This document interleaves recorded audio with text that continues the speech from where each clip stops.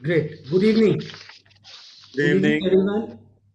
everyone. At the outset, on behalf of Institute, welcome all the participants to this special program, which is the creation of our innovative young president, Mr. Devinder Deshpande. And this is the very first inaugural webinar which we are holding today in the Secretarial Standard Week on the theme Decoding the Secretarial Standards and Guidance Notes issued by the Institute.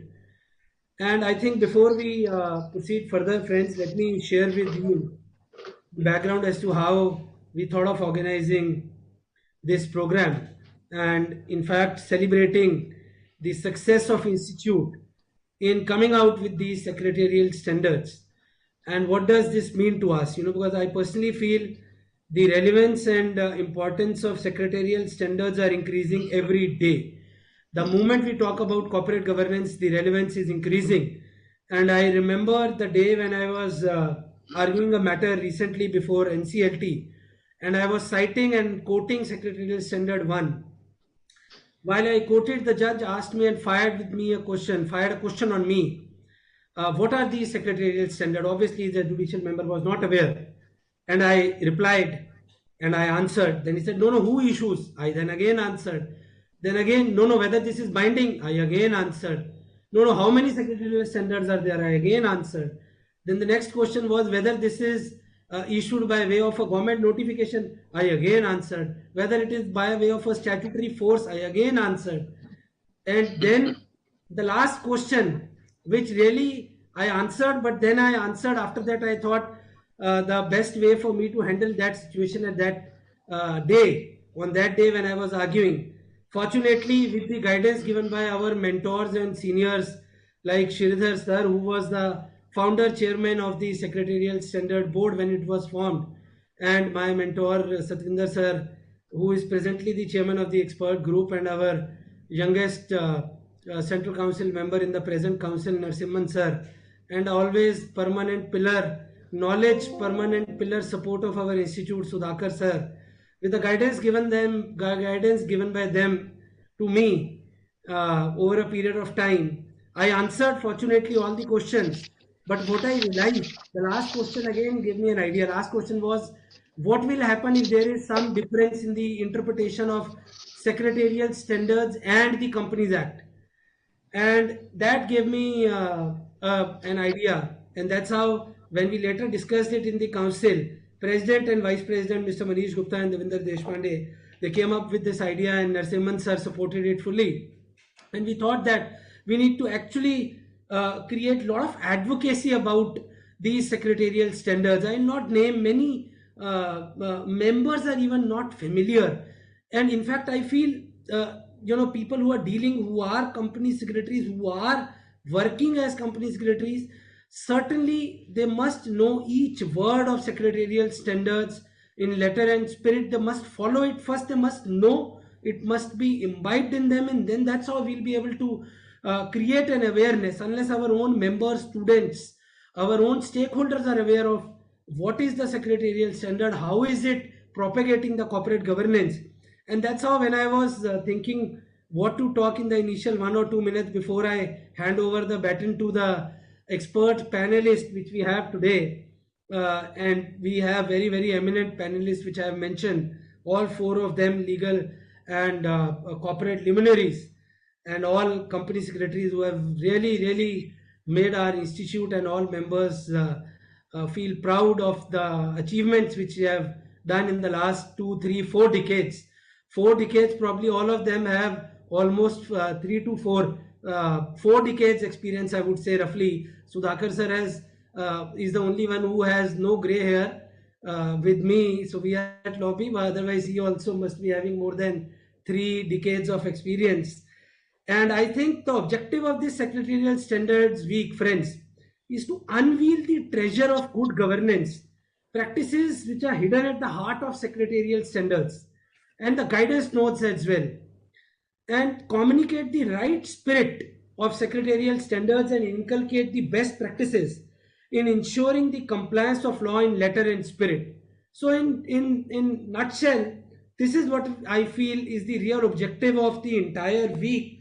We will have a very enriching entire one full week of deliberations today by four of the eminent speakers and panelists which we have. Then is tomorrow is again on secretarial standards on board and general meetings, then on secretarial standards on dividend and board report on 20th. Then on 21st we have guidance note on independent directors. 22nd we have 21st we have guidance note on independent directors. 22nd we have guidance note on prevention of insider trading, and 23rd again we have guidance note on CSR, where we'll have again two of eminent panelists from the present panel, because our Sridhar sir, our past president, is a doctorate. He has done doctorate in CSR. So we again thought to bother sir and have him here. So before I hand over the baton to Satvinder sir, who happens to be the chairman of the expert group, and I request him to give his welcome address. Before I do, I am duty bound to briefly introduce all our eminent panelists today who have joined us and spared their valuable time, although all four of them are known to all our members, I am sure. And practically, if you ask me, they don't need introduction, but I am duty bound, so I am briefly introducing all our panelists today. First, we have CSJ Sridhar sir, Dr. CSJ Sridhar sir, who is past president of the institute and company secretary and vice president Bajaj Auto Limited. Sridhar sir is having multifarious qualifications of being a doctorate in CSR, then FCA, fellow member of ICAI, then our fellow member FCS, LLB. Friends, I was not aware that Sridhar sir was born before our earlier Companies Act of 1956 was even born. So he was born on 17 September 1954. He is a commerce graduate from Madras University and law graduate from Bombay University. He is a diploma holder in various fields from Symbiosis Pune. He is also alumni of IIM Ahmedabad, having completed a senior executive development program. And he has 4 decades of experience working in different departments. He was the founder chairman of Secretarial Standard Board. He was most importantly past president. He is past president of our institute. He led the president as the president of the institute in year 2000. He is an active Rotarian, and he has got a detailed profile. If I start reading everything, it will take probably 10 minutes more. So we can just say thank you, sir. Naman to you for joining us here today and sparing your valuable time. And I really appreciate the big smile which you always give whenever I interact with you. Then we have our Narsimhan sir. We call him Nana. He is Nana of our council, and he is the youngest but most experienced Central Council member in the present Central Council, elected by you, my dear friends. Narsimhan sir is chairman of Secretarial Standard Committee and is also a council member, a postgraduate in economics and fellow member. Narsimhan sir again has 4 decades of experience in corporate laws, and his expertise, friends, is capital market. So like we get up in the morning and we say Ram, Ram, Vaigru, Vaigru. He does get up in the morning, he say capital market, capital market, capital market. So whenever I face any trouble in capital market, 1 point single contact for any interpretation, any work, whenever I need in SEBI, BSc, NSC, NSDL, CDSL, I call up Narsimhan sir, ye kara do. And he gets it done very, very humbly and without expecting that I am giving this. Being a council member, I bother him, but he is always there to help all the members. Thank you, sir, for sparing your valuable time. He is also chairman of Registrar Association of India. Welcome you, Narsimhan sir, although you are part of the council and who approved this. Thank you, sir. Then it would be difficult for me to introduce Satvinder sir. Mr. Satvinder Singh is a past council member in the last Central Council term. He is also the chairman of Secretarial Standard Board for year 2019-20, and now presently he is the chairman of the expert group on Secretarial Standards of ICSI, and he is also a member of the Secretarial Standard Committee. Mr. Satvinder Singh has worked in various fields. He is also a registered insolvency professional. He is also certified associate of Indian Institute of Bankers, which many people doesn't know, and that's how he He was the second insolvency professional of the country, and he cleared the exam also very easily.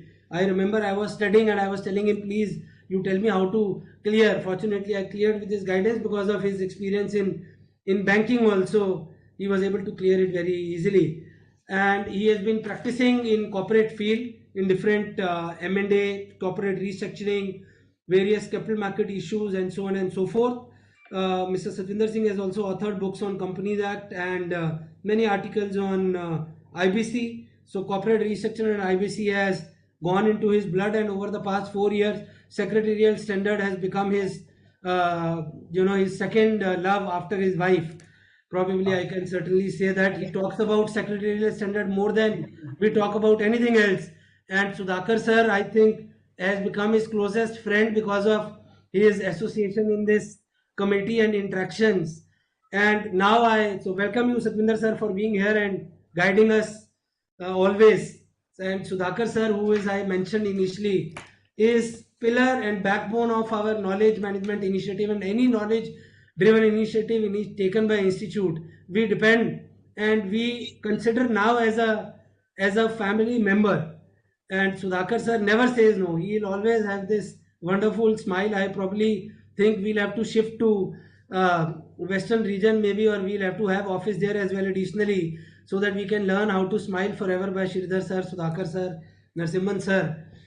And Sudhakar sir is a fellow member of the Institute of Chartered Accountants, and I feel so happy when I see that our members who have reached pinnacle are also members of CA Institute. Gone are the days when people used to say that you do CA and then you will only become a chartered accountant, or you will only practice in that field. No, it's always the passion which carries you, and I think that's how I see at Sudhakar sir, Sridhar sir, who are qualified chartered accountants and then progressing and helping institute in all initiatives. Sudhakar sir is also qualified secretary of ICSI UK and a law graduate from Mumbai University. Since 2005, Sudhakar sir is working with Reliance Industries as Vice President Corporate Secretarial. He has earlier worked with various corporates. He is member of Secretarial Standard Committee and Vice Chairman of Expert Group on Secretarial Standards. Again, if I start reading the committees on which Sudhakar sir is a member, it's difficult for me to cover, but briefly I would mention he is a faculty at IOD Institute of Directors, also member of PhD Corporate Affairs Committee of PhD. He is also a guest faculty at ICLS Academy, which is one of the most prestigious academies for Ministry of Corporate Affairs. So I can just say that Sudhakar sir, naman to you. I need to sit with you, and like in that PK movie, Amir Khan said that he was asked that how do you know so much of this Bhojpuri language. He said, when I got landed on the earth, I got a Bhojpuri person and I downloaded everything by holding his hand like this. So I will come to Bombay soon and hold your hand like this to inculcate all your goodness in me in some time. So thank you, all of you, all the panelists, for being here and agreeing to honor us with your words of wisdom, which I am sure are all our participants. So before I hand over to Satvinder sir, big round of applause and naman to all the participants who have joined on a working day, on a Monday, and I am sure they'll join every day from today onwards, and they'll make this initiative super successful by advocating and by propagating the real the true intent and the real intent of secretarial standards in true letter and spirit. Over to you, Satvinder sir, for your welcome address. Sir, you are on mute. Thank you, MPS. You see, once you speak and probably one feel that, okay, how we can match you. You see, you are extraordinary talented person, both academic as well as spontaneous. I would say that is the quality you carry, and I wish that, okay, you take it to a next level and also for that institute. And thanks for giving me the opportunity to be on this Secretarial Standards Week. Thank you, Narasimhan. Thank you, President, for organizing this Secretarial Standard Week, which is I think in our expert body and in the SSP, we always are debating that, okay, and before I take my, address forward, I welcome my co-panelist, Mr. Sridhar sir. I have a very, amazing, time when he was the president and I was in Shimla. We had a good time. Mr. Narasimhan for as the chairman, Secretarial Standard Board, who is the person behind organizing this program and pushing president also for taking it. Uh, Sudhakar, I think our meeting is incomplete in the SSB or in the expert group unless and until we see such a wonderful validation from Sudhakar and many other persons. If I started naming, I think to be, but all are doing a great job at the expert group, and there's a lot to learn for me even when we interact on each and every point which we are taking at this. But friends, uh, if you see the theme itself, which probably Simon will pick it up for this, on the decoding the secretarial standards and guidance note issued by the ICSI, you yourself will realize and how it articulates the validation that is hidden in those secretarial standards and guidance book. I think a lot of time has been spent. If I see the man hours which has been spent on each of the guidance note, each of the secretarial standards, I think enormous. And I must compliment, and I feel proud that I'm part of ICSI, which is only the first body in the world to issue the secretarial standards. And now the other bodies, bodies in the world are looking at us that how best we can, incorporate or place subject to the their governing laws, that how best they can take it. I think that's the treasure of the hidden knowledge. It is onus is on us that we have to religiously follow it, and that is that once we will follow and we will follow the best practices and we will set the standards as high as possible. When we talk about the corporate governance, when we talk about the valuations, these will follow automatically. I don't think that, okay, you have to chase for that valuations. I think important part is that you have to chase for the best of the corporate governance. You have to chase for best of the practices which the company will follow, and the results you will see on that valuation, the corporate valuations and other things, that will follow automatically. But sometimes it pained when the other day I saw the message, and rather it gives us more push to ask Mr. Narasimhan and this, that okay, we should look at it from that. I still remember the message uh, uh, uh, 2-3 weeks back when Sudhakar put it on the group that I interviewed. He said that he interviewed a person with almost about 18 to 20 years, and when he started talking about the SS1 and SS2, probably that person was feeling little, blank on that one. And we were, and we are continuously pushing that we have to do the advocacy on the sectoral standards. And we have already done on that part. Probably Mr. Simon can touch about on those issues also where, but my thinking is that when you are at a stage of 20 years, 30 years, and you push people to read on this thing, so what apart from that, the efforts that we have to inculcate it, I think the best part which Institute has done, that they have made it as part of the course curriculum. I think in the MSOPs, this is one of the topic which that has to be taken it up for the sector standards.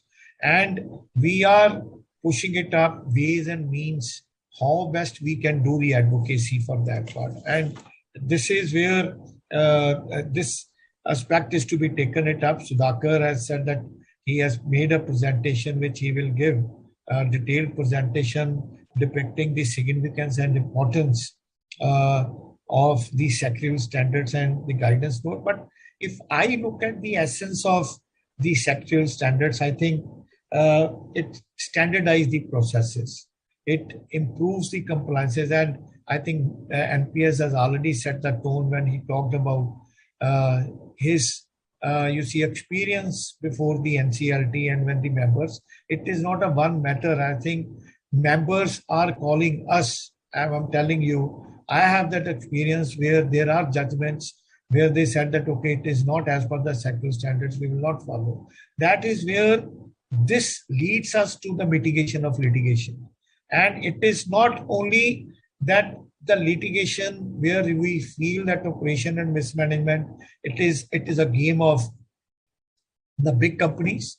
You will find it the small and medium level companies which are before the NCLT for the operation and mismanagement, and it talks about the transparent practices. And it definitely gives the stakeholders a good confidence overall for this. So advocacy, I feel, is the important aspect, not at the members level, but even at the students level also, how we have to percolate. And this is our intent that we just wish, and we have already recommended it to the chairman SSC that how we can take it up. I think if I'll ask the chairman if he can take little aspects on this part. And when this sectoral standard week was designed, if you see that all that on the 7 days, we have SS1, SS2, along with the guidance note, then SS3, SS4 on the dividend and board reports. And then we have that standalone uh, guidance note on the independent directors, on the CSR, on the related party transactions, on the prevention of insiders, the four, which now are taking it, and each of the topic, I think, which is being discussed during this week. And there are so many good points. I will encourage all the members that they should join and discuss.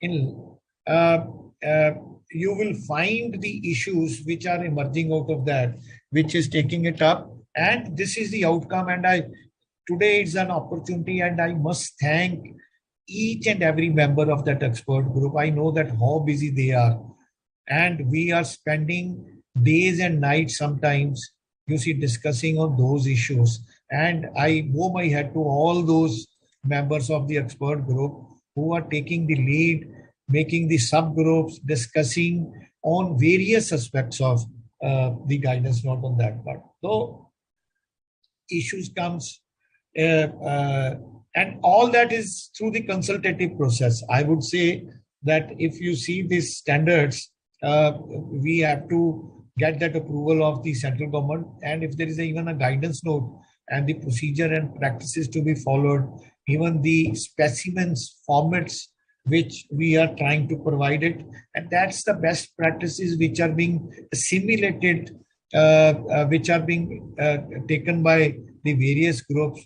The group members are taking cognizance, and thanks to even the Secretariat for functioning shoulder to shoulder on us as and when we are taking it up, as and when even I think the way we are discussing on the charters on audit committee, on the nomination and remuneration committee, and on those, and particularly even outside that subjects where I think the which we had the SSBs had taken the two model courses even on the Gram Panchayat and the non-corporate entities.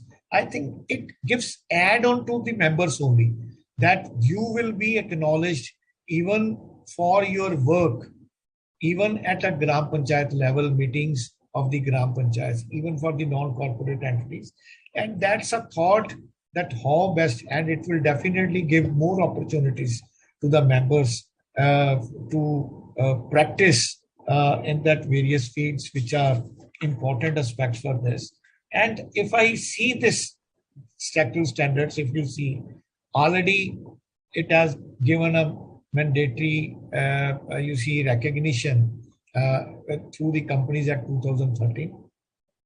And these standards, I would say, intends to set the base level SOPs. If you see that, such as the contents of the notice and agenda, maintaining attendance, this, and if you see that, for instance, I'm just giving you the instance that the Companies Act 2013 is silent on the attendance registers, on the attendance of the members for this. So, but this is where the sectoral standards have put in place. That, and that is where I see, when I stand on my legs before the NCLT and other thing on the court, and taking it up that operations and mismanagement matters, most of the cases are coming that we have not attended. Where is that attendance register? And this board processes. And now I am seeing that how the benches are so much positive about adoption of the sectoral standards. And that is where we are just talking about. So it leads to the standardization of the documentation, standardization of the practices, which we have to taken it up. Of late, I've seen that there was a discussion which was going on, that whether the sectoral standards should be applicable to small companies and private companies or not. That was, I think, if you see the intent, and we have represented it to the ministry, that is very much required. It is not that, okay, because if there are certain exemptions and the provisions, enabling provisions, which are given under the law, like I would say, calling the meeting at shorter notice, transacting other business which are not on agenda for small companies, those are already part of those exclusions are already there, and we are taking it up of this thing. But you look at a larger canvas, which is very, very important, which I would say that how it gives a indication of a reliable board process. I'm on the board of some about 5-6 companies as an independent directors. I see even those companies and how I made it that, okay, it was looking little where they are closely held, that, okay, asking them when we were taking it virtually in the roll call, that I'm calling from such and such place, and virtually, and I'm confirming that no one is in and around who can witness the proceedings, and discussing it. It is that they have received the agenda well in advance, and it is being recorded to that part. I think these are the processes which takes you into a different, and it set the mindset of even the promoters and this, that, okay, they have to follow that process. And what is required is the onus is on our company secretaries to make sure that, okay, it is a legal compliance. They have to follow it up, and they have to do this.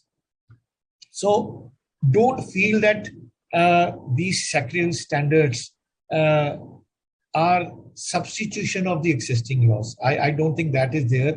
I think it supplement the laws, rules and regulations, that how you have to take it up. And I think during this week, we will have the excellent sessions which are already in place. And I'm sure that each and every one of us will be benefited out of the discussions which will take it up for this. And definitely it would be the compliances and the law which will be there, and the standards. And there is a saying that it's all about the high standards which we adopt to be an inspiration for the others. I think let us be an inspiration vis-a-vis, not that inspiration to our members itself, inspiration to students, but more so that inspiration to the management and the promoters. And I'm feeling happy for this, that I recently joined one of the group, and I got a feedback that, okay, he's very particular on this thing, but I think this is what we were needing it. And the moment you will follow the practices, best practices at the board level, at the general meeting level, I think it will set the very high standard for the corporate governance. And I wish that, okay, these deliberations, we all will be benefited, we all will learn. Saraswati और लक्ष्मी, मैं हमेशा कहता हूँ कि कभी इकट्ठी नहीं आती, but these members who are taking time out out of their busy schedule to read, I'm telling you, once you will get, and this is my philosophy, मैं जब कभी भी प्रोग्राम अटेंड करता हूँ या जाता हूँ, मैं ये कहता हूँ कि यार ना, at least it's a learning for me. One good thing, if I learn and I you see practice in my profession, I think I'll earn out of that also with this. And I wish this Secretarial Standard Week great success for this. Thank you so much, NPS, for involving us, and thank you, Narasimhan, for giving us that opportunity. Thank you. Thank you, sir, for laying down the entire background and your thought process on briefly on secretarial standards. In fact, we'll have a detailed presentation, so we'll have to wait for it. The dessert we get at the end. So the dessert for this is Sudhakar sir, who will give a who will give a presentation with rabdi on top of it for 15 minutes, where from history till the entire mindset and why we thought of doing this program I have already shared. So he'll share the entire history of secretarial standards, from where we have reached till what stage. And in fact, members are sending their questions, so I request all the participants. More than 5,000 participants have joined, so again thank you all the participants in this, Satvinder sir and Sudhakar sir. The number of participants itself encourages us to organize more of these advocacy of secretarial standard programs.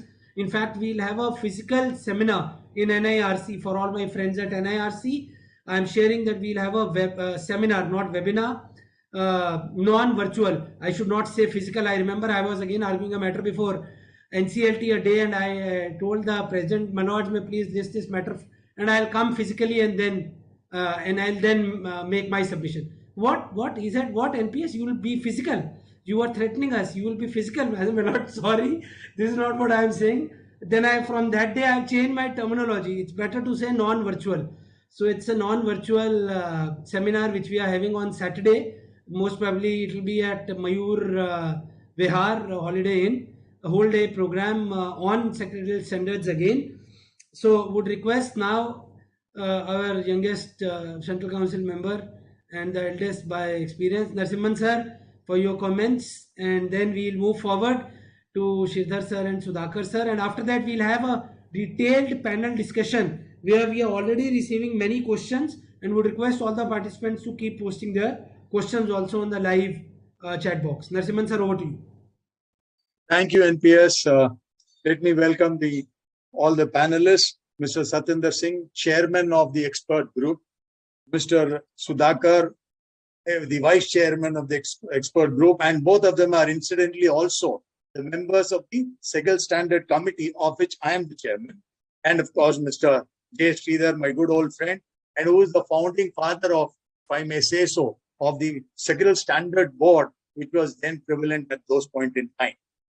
Well, the theme, and of course, I should not forget my good friend in the council, colorful and jovial Mr. NPS. Thanks a lot for that.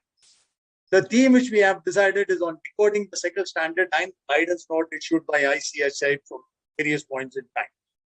Before we deep dive into the session, let me share with you all as to why we have kept this theme and why this week at all. And I'm sure Sudhakar will give a slight smile at this, as I think he was very instrumental in getting it organized. In the year 2000, ICSI had constituted the SSB, and of course, we see the founding father, chairman of the SSB sitting over here, Mr. J. Sridhar. The objective of formulating Secretarial Standard was to integrate and harmonize the standardize the diverse secretarial practices then prevalent. Between when the board has to meet, how it meets, the entire process was different procedures were being followed. And this was made into one form where they were required to do in a standardized manner. Of course, it's very sad to say that many of our members are not fully conversant with Secretarial Standard as well as the guidance note. And the classic example which Mr.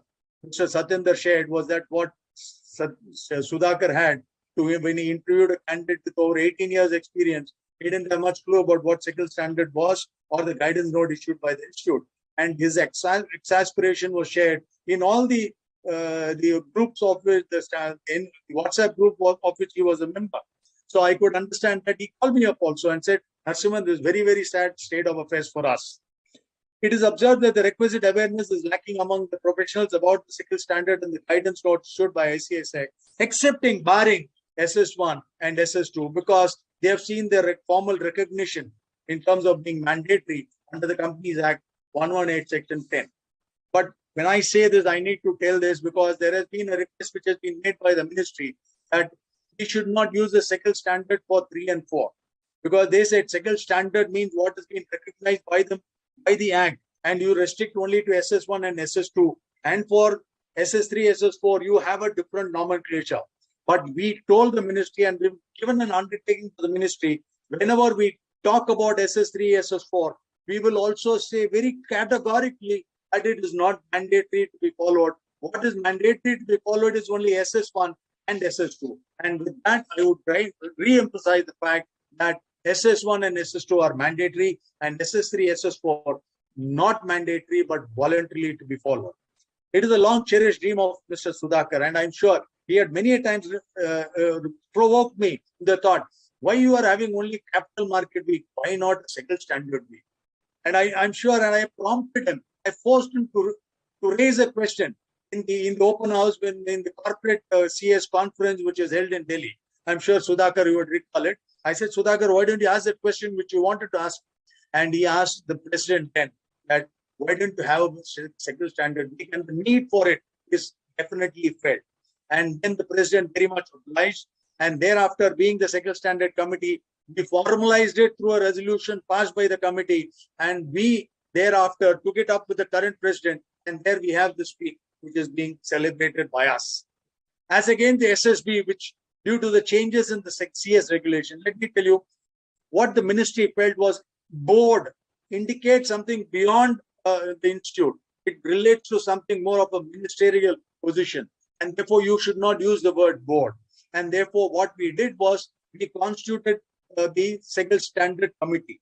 And it said that under the regulation, any committee will be comprised only of the members of the council. And we may have a couple of members as experts in the group, in the committee as well. So that is the reason why the SSB as a concept was abolished, and we formed the second standard committee, of which I was made the chairman. And we have the chairman of the expert group, along with one other lady member, Sharda, as member of the second standard committee as well. The expert group was simultaneously constituted by the president, which comprises of experts across the industry and including from FICCI. We also have people from NSC, BSc, we have from SEBI also, and from our other sister professional institute. So we have members across board from various constitutes. Every year it is constituted afresh, and Mr. Satyendra has been the consistent chairman at least for the past 4 years now. So this second standard committee was formed, and this expert group is what, as I told you, constituted separately. And by and large, the work of SSC is fairly simple. Every time the council request standard to be made or a guidance note to be issued, we take on board and we pass it on to the expert group. And thereafter, the expert group gets into it in terms of preparing it. And once it is done, we formally accept it in the SSC and then place it before the council for its acceptance. Of course, we should express our great pride that whatever perseverance we had, we saw the recognition under the Companies Act, the Second Standard 1 and Second Standard 2 under the Companies Act 2013.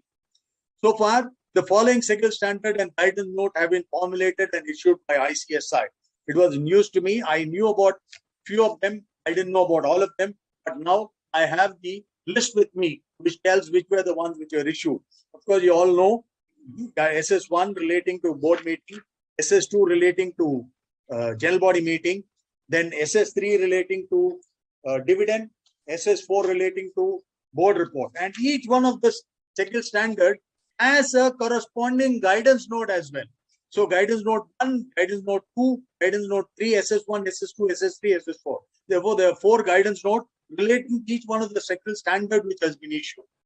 Thereafter, guidance note on related party transaction. I mean, that is the buzzword now. Related party, everybody is so concerned about. There have been a lot of issues which came in after the changes which were made by SEBI. And SEBI has consented to become, at least some respite has been given. They say once approval is taken for 5, it will be valid for a period of 5 years. So there is some changes which have been made. I hope the corporate circle will accept these changes which have been made by SEBI. Then we also have guidance note on prevention of insider trading. That has come of great importance now, and I'm sure you would see that almost the number of cases which have been filed with SEBI and the kind of penalty which is being imposed by SEBI is phenomenal. So you have to be extremely careful. And insider trading, which it's taken the front seat across all companies. In fact, as a secretarial auditor, I received communication from each one of the companies where I'm the secretarial auditor, confirming that this is the window close period, window open period, etc. And my details are also given to them as a designated person. Then guidance note on independent directors. This was revised recently in view of the changes which was made by SEBI in the LODR. And guidance note on CSR. This is also has been done wonderfully well. This was simultaneously released by the MCA as well. And apart from that, we also have some model governance code on meetings of Gram Panchayat, model code of meetings on non-corporate entities. Now, these are the various guidance note or model as well as secretarial standard. Now, ICSI consistent effort to sensitize the professional about significance of the secretarial standard is made consistently across various forums. Members of SSC, the Secretarial Standard Committee, as well as the expert group, are acting as ambassadors of ICSI in propagating the secretarial standard and guidance note wherever such an opportunity arises while addressing the programs, webinars, and other professional gatherings. It is important to create awareness among the professionals, and therefore the various aspects of SS and DN are going to be discussed in great detail through the entire week. In fact, apart from the webinars which is being conducted by the HO, we are going to have each one of the region has been given the task with the responsibility or having a one-day, full-day seminar in hybrid mode of the secretarial standard as part of the secretarial standard week.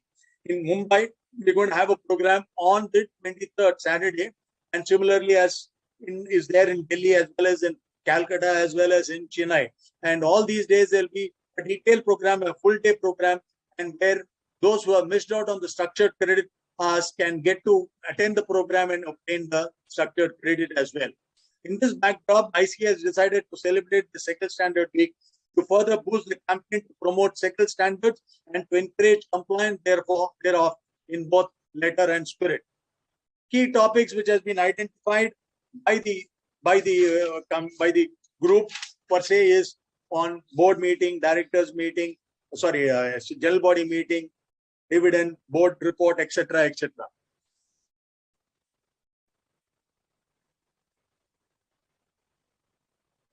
Well, the statutory recognition to secretarial standard is a unique and pioneering step towards standardization of diverse secretarial practices. As you're all aware, the secretarial standard not only aid in implementation of law by bringing in clarity wherever needed, but also recommend good governance practices in certain areas where definite law is not feasible or where divergent practices are followed. This is one of the reasons why it is being implemented by us. And as mentioned by Satinder, this is the secretarial standard concept which has been constituted by ICSI is being followed by some of the other countries as well. One country which has formally adopted it is Malaysia. In addition, guidance note on standalone topics such as prevention of insider trading, independent directors, CSR, etc. have also been done. One of our members from SEBI who is on the expert group is Mr. K. Saravanan, and incidentally he is also our own member, and he is in charge of the CFD which and specific topics which is handled is open offer, buyback, delisting, etc. So he was keen that we should also look at guidance note on all these topics as well.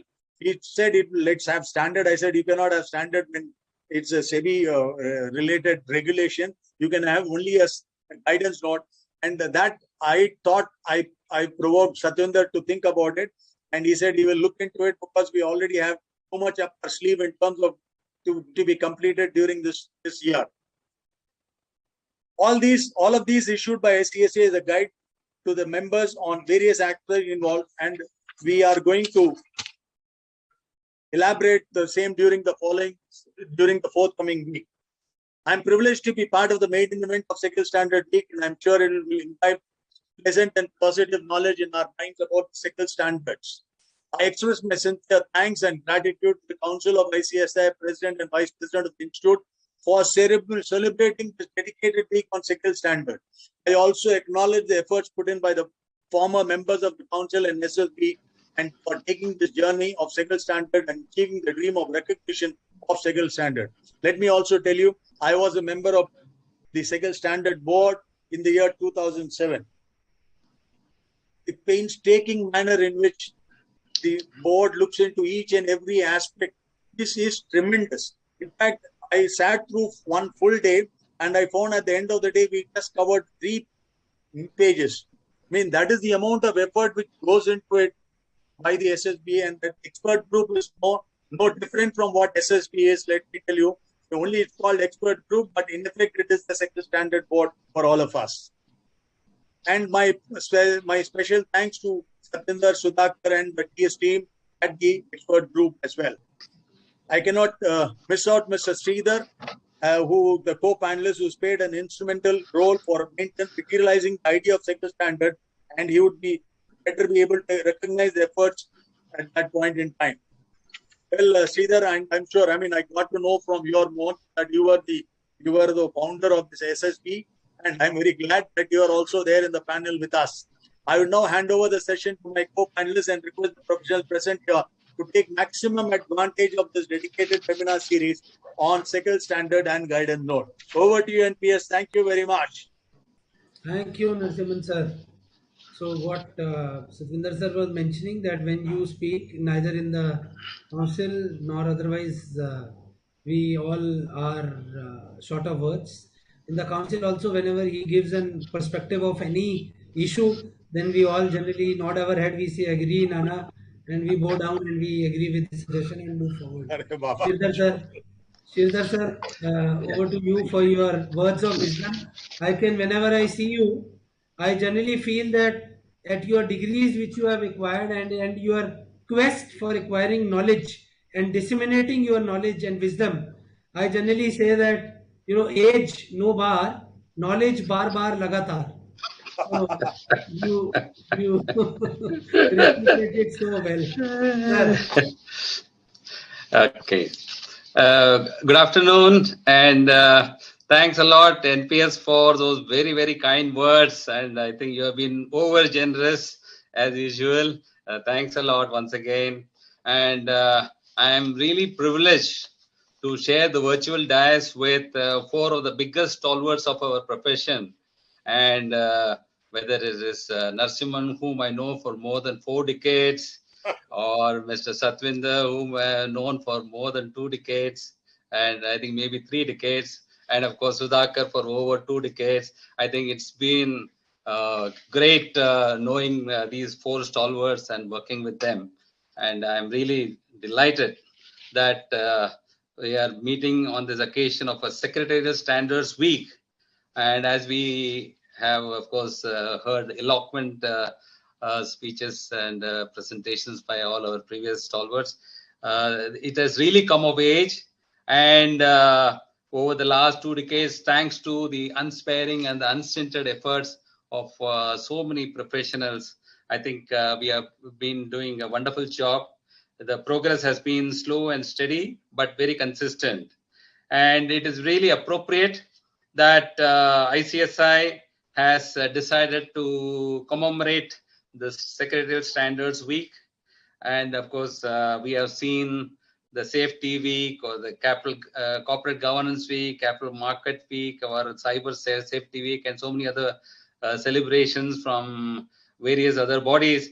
And I think it's very appropriate that ICSI has fittingly started with this Secretarial Standards Week, thanks to efforts of the chairman, vice chairman, and Narasimhan and others for coming out with this idea. And of course, full compliments to the president, Mr. Devendra Deshpande, and all the council members for coming out with this idea. And while it is, of course, a very great event for the entire institute and for the entire profession, as Narasimhan mentioned, to me, it is a little more momentous and a little more nostalgic, because way back in the year 2000, when I had the privilege of heading our very esteemed institute, this concept of secretarial standards was born. And I do have very fond memories of the genesis of the secretarial standards, as our council in the year 2000 deliberated quite a lot on the concept. And when we had also noticed that no other country had come out with this idea. And so all of us in the council then had worked on this. And then we were all quite conscious and cognizant of the fact that different secretarial practices were followed by different companies, even reputed companies. And because the legal provisions were a little general in many aspects. And of course, every company followed its own practice as found convenient and practical by them. There were, of course, some books like the Shackleton book on meetings, which was considered like a Bible by all those old-timers, like some of us sitting here. And the book of Shackleton on meetings was, of course, a great authority. But all said and done, it was more of a UK-based approach. And while many of those were applicable to India, there were quite a few which were quite different for Indian conditions. So we thought there should be a good authoritative reference material for the Indian company secretaries and Indian companies. And then came this idea that we should set up as a body for coming out with some secretarial standards or secretarial practices standards, etc. A lot of debate initially went on as to what should be the nomenclature of the board. Of course, now the word board is being removed.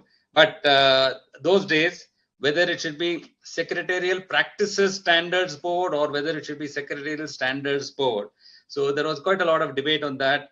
But then the council decided quite rightly that practices, if you say secretarial practices, it would be narrowing the scope of our board. And then so we said, let it be Secretarial Standards Board and not Secretarial Practices Standard Board, because there was no comparative body anywhere in the world. So we had to put our own name. But of course, we did borrow a little bit from the Institute of Chartered Accountants of India, where at that time they had this Accounting Standards Board. So we thought if there could be Accounting Standards Board, let there be a Secretarial Standards Board. So we came out with that idea. And then when we also sat together as to who all should be the members of the board, then we, of course, thought about it. And then we said, let it be a blend of professionals who not only have a very practical bent of mind, and they should also have an academic bent of mind, and who are also very sincere and hardworking and are working for the profession. And then, so we had quite a good team, real great stalwarts constituting the founder members of the SSP. And then we had quite a few past presidents there in that time. Mr. Krishnan, Mr. Wazibdar, Dr. Chandratre, Mr. Ramachandran, Mr. UK Chaudhary, and a few others were there. And then many stalwarts of the profession like Sethuraman, O.P. Agarwal of Hindustan Lever, and Mr. Narayan Swamy of TCM, etc.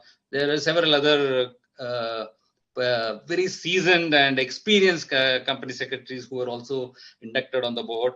And then we had also people like Mr. Vasudeva, who of course is, I think, part of the expert committee also now. And he was a member of the ASB, Accounting Standards Board, and he also became a founder member there. And then we had representatives from MCA and SEBI, Mr. Bindlesh and others were also there. And then of course, the next step that we had to take was as to what should be the objectives of the SSB. Of course, the previous speakers have already mentioned about it, but we sat down and then we mentioned that the objective should be to recognizing the need for integration, harmonization, and standardization of diverse secretarial practices. It has constituted the SSB with the objective of formulating secretarial standards. And then we had to go on to decide the scope and functions of the SSB. And then, and of course, there also, basically everything is contained in the preface to the Secretarial Standards Board. So I think the first 2 pages, as Narasimhan also mentioned, every word is seen with a microscope and then is analyzed, and then every word was being carefully checked, and whether the appropriateness or the whether it is conveying the meaning, etc., all discussed. And so the definition of the scope and functions of SSB, they were also clearly laid down. And then, so basically it was mentioned that the scope of SSB is to identify the areas in which the secretarial standards need to be issued by the council and to formulate such standards, taking into consideration the applicable laws, business environment, and best secretarial practices. And then it was also supposed to, I mean, it was mentioned that the objectives, the scope would also include clarifying issues arising out of such standards and issuing guidance notes for the benefit of the members of ICSI and for corporates and other users. And then the functions of SSB were also laid down in the preface. They said, of course, apart from formulating the secretarial standards and clarifying issues, issuing guidance notes, reviewing and updating the secretarial standards and guidance notes at periodical intervals. And the need for secretarial standards was also spelled out.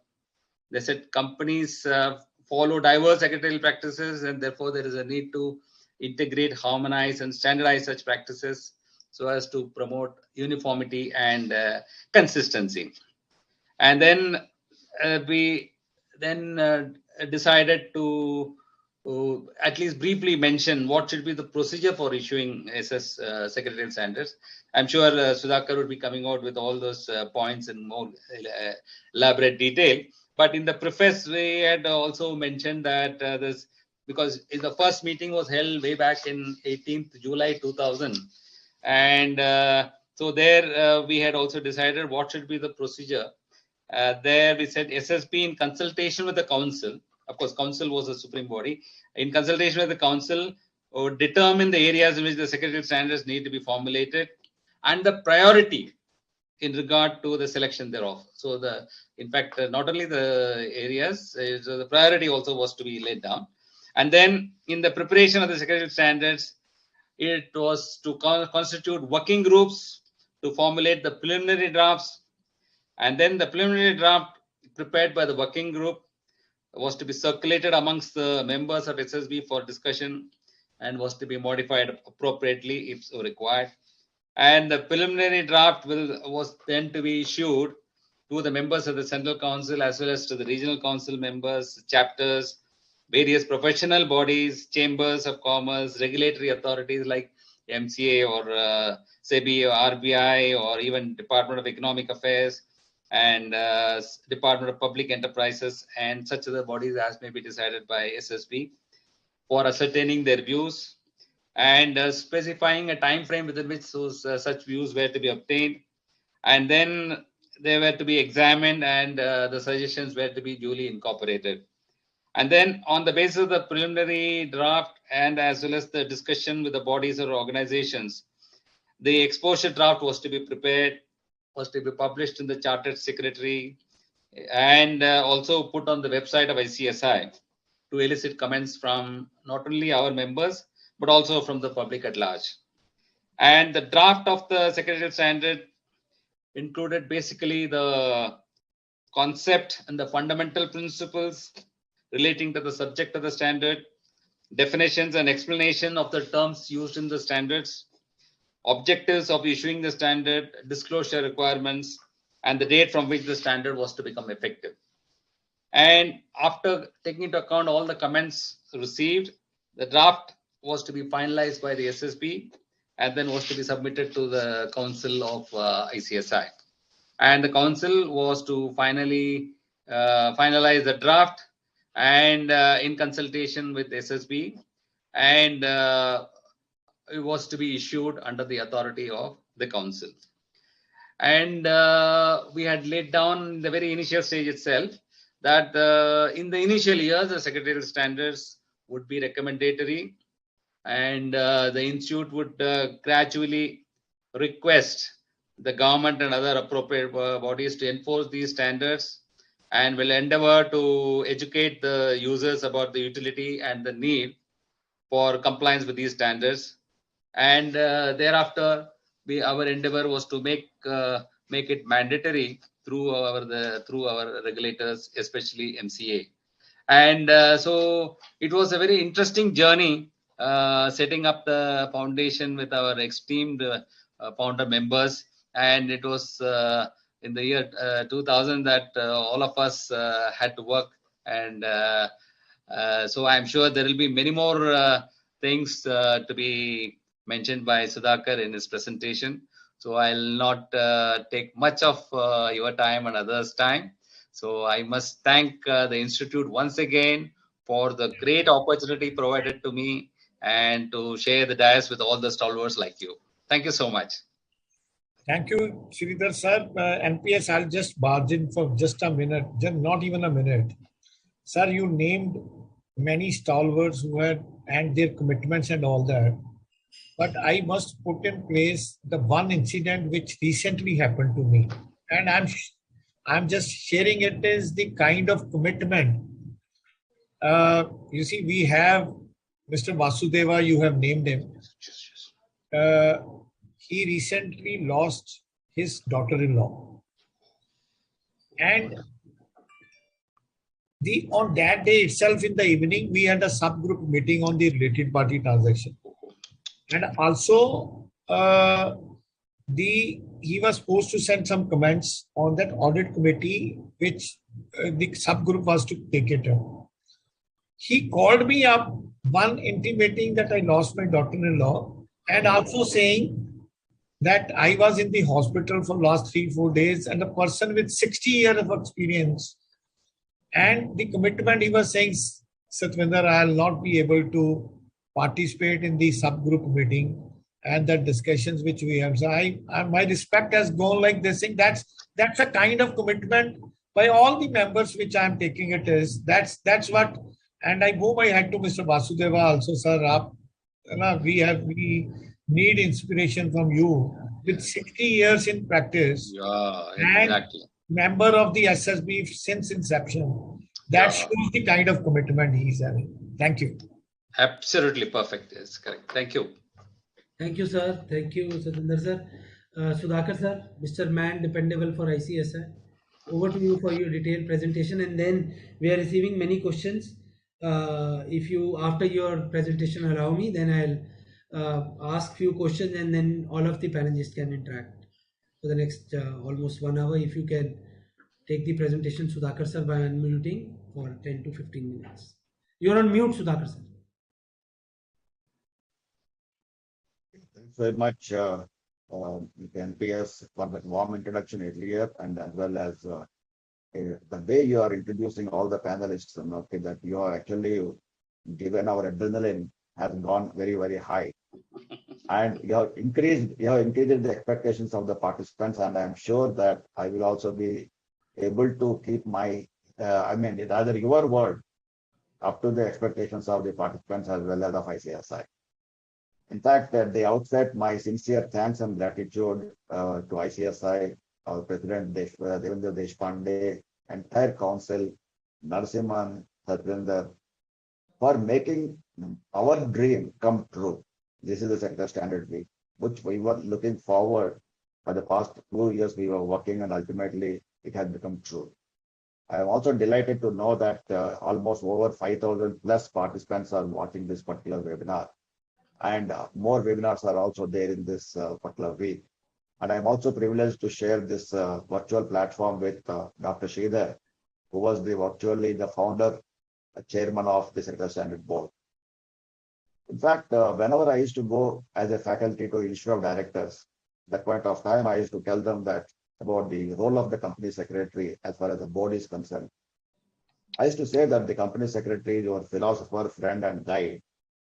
And he is the charioteer who navigates you through the way Lord Sri Krishna has navigated Arjuna through the Kurukshetra war.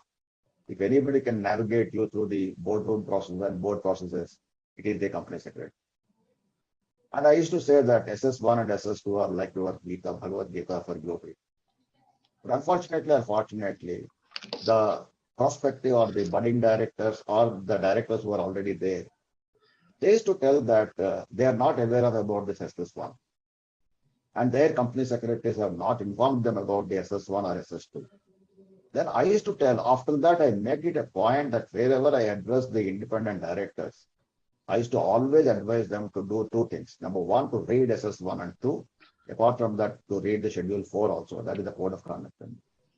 So my humble submission to all the participants is that we have to propagate these secretarial standards, not as voluntarily because they are statutory, and how they are going to safeguard and insulate the profession of company secretaries. I'm going to say in my presentation, I have a small presentation to share with all of you. Apart from this thing, one more thing also, that tomorrow we have SS1 and SS2 webinar, wherein we can take the detailed questions. And today we have to let us deal with the significance and the importance of the secretarial standards. With this, let me share my presentation.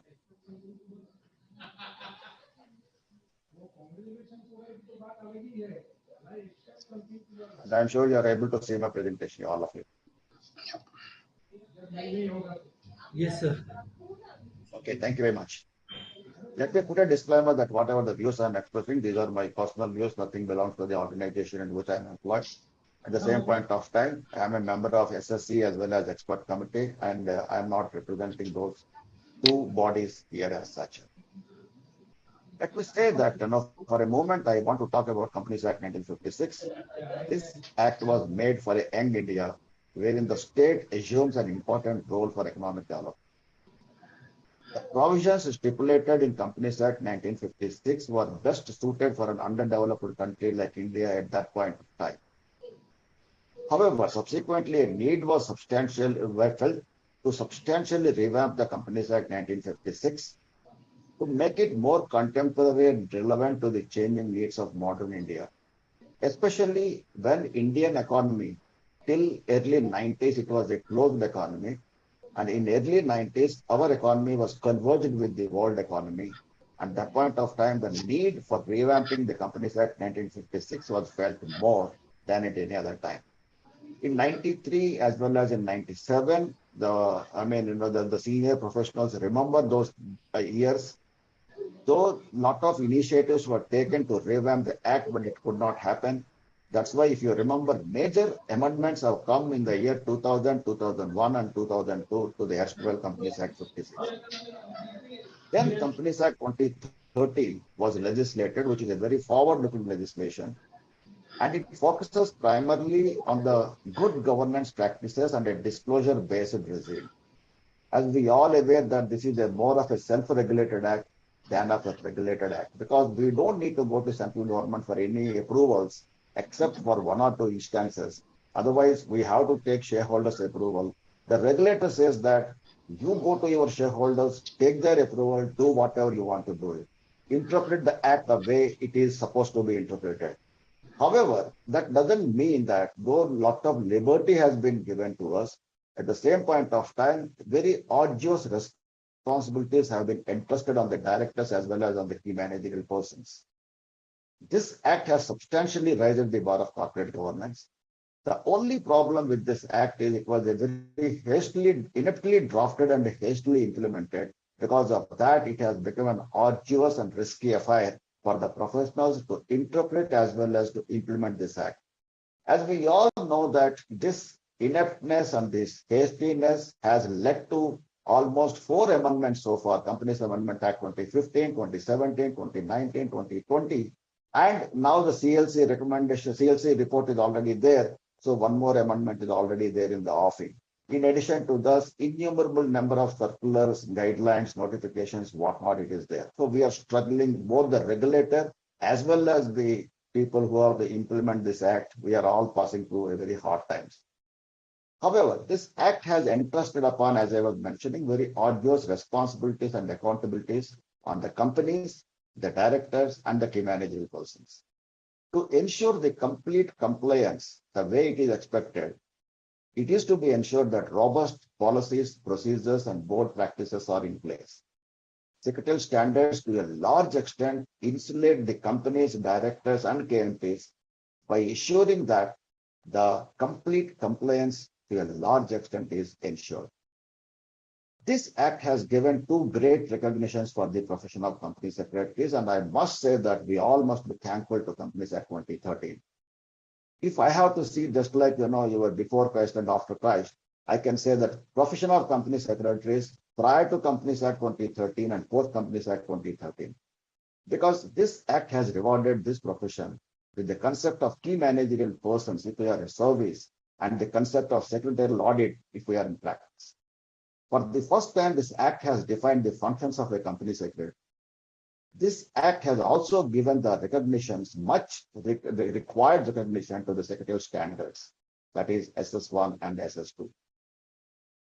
ICSI, as my predecessor, my co-panelists have mentioned, that it is taken the pioneer effort in the year 2000 for developing the secretarial standards. It's an unique and pioneering step taken by ICSI. And prior to Companies Act 2013, the erstwhile SSB prior that has come with 10 secretarial standards, which were all recommendatory in nature. Objectives I am not going to touch because already much have been told about this particular thing. But the only thing is that secretarial standards, or one of the objectives, is to set higher benchmarks of ethics and corporate governance, and to enhance the board processes and corporate governance practices.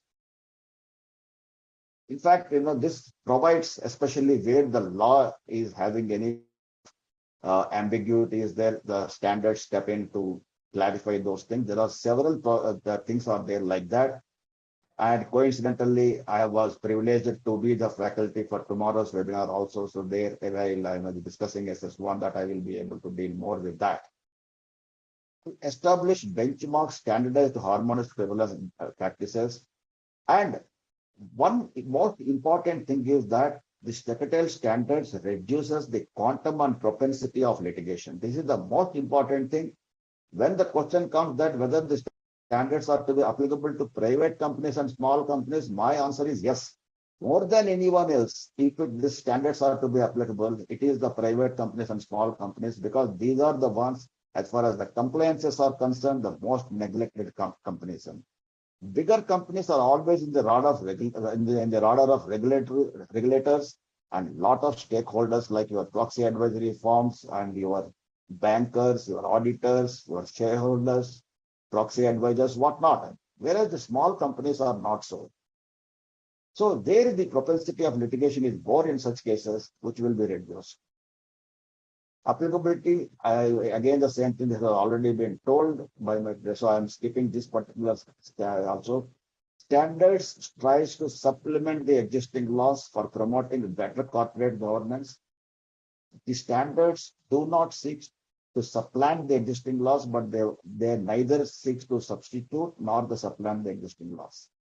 The standards are in addition and not in substitution of the relevant statutory provisions of the Act. Several times the question comes, when the Act is there and the rules are there, why the standards? The answer to that is, law is not explaining about the procedural aspect is concerned. Because of that, diverse secretarial practices are being observed by different corporates. As it was mentioned earlier, one of the most important objectives is to harmonize and standardize the diversified secretarial practices. As far as the role of company secretary in secretarial standards are concerned, company secretary, as we all know, that it is his responsibility to maintain the integrity of the meetings, whether it is board meetings or committee meetings or shareholder meetings. The standards prescribe a set of principles for convening and conducting the meetings.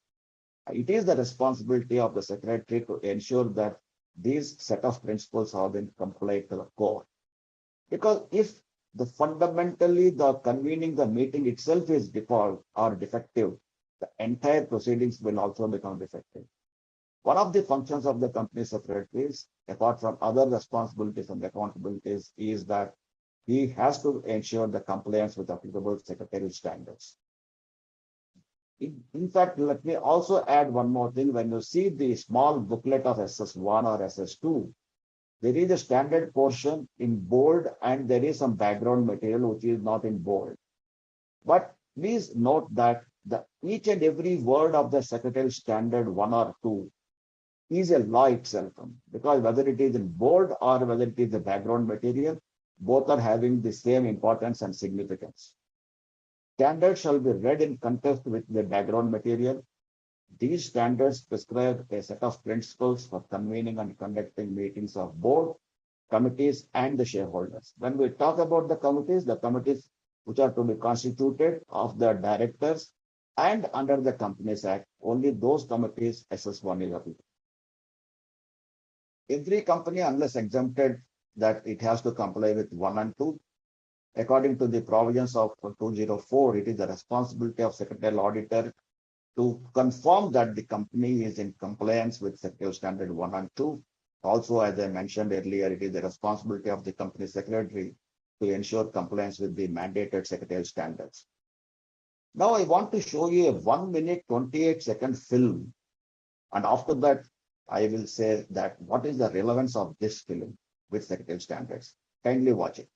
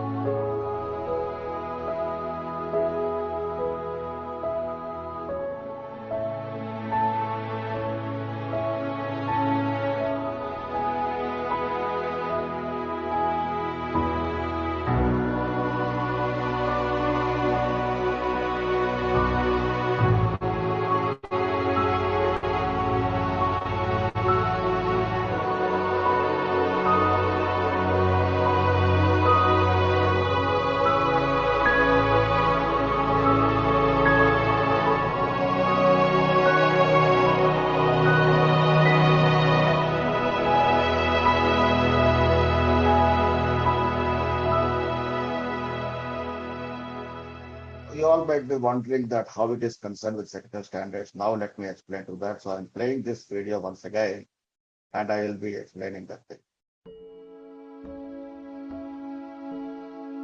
It is the chief managerial person or independent director, whomever you may call it as.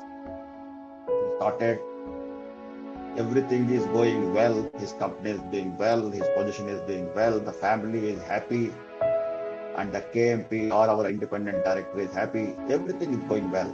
All of a sudden, there is a major crisis, a major non-compliance or a major fraud has taken place, wherein the KMP or the independent directors are going to be held responsible.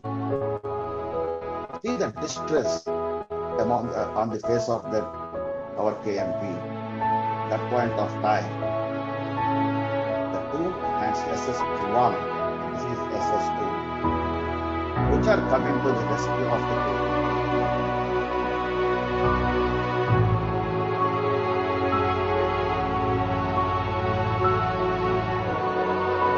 They have not made the KMP as vulnerable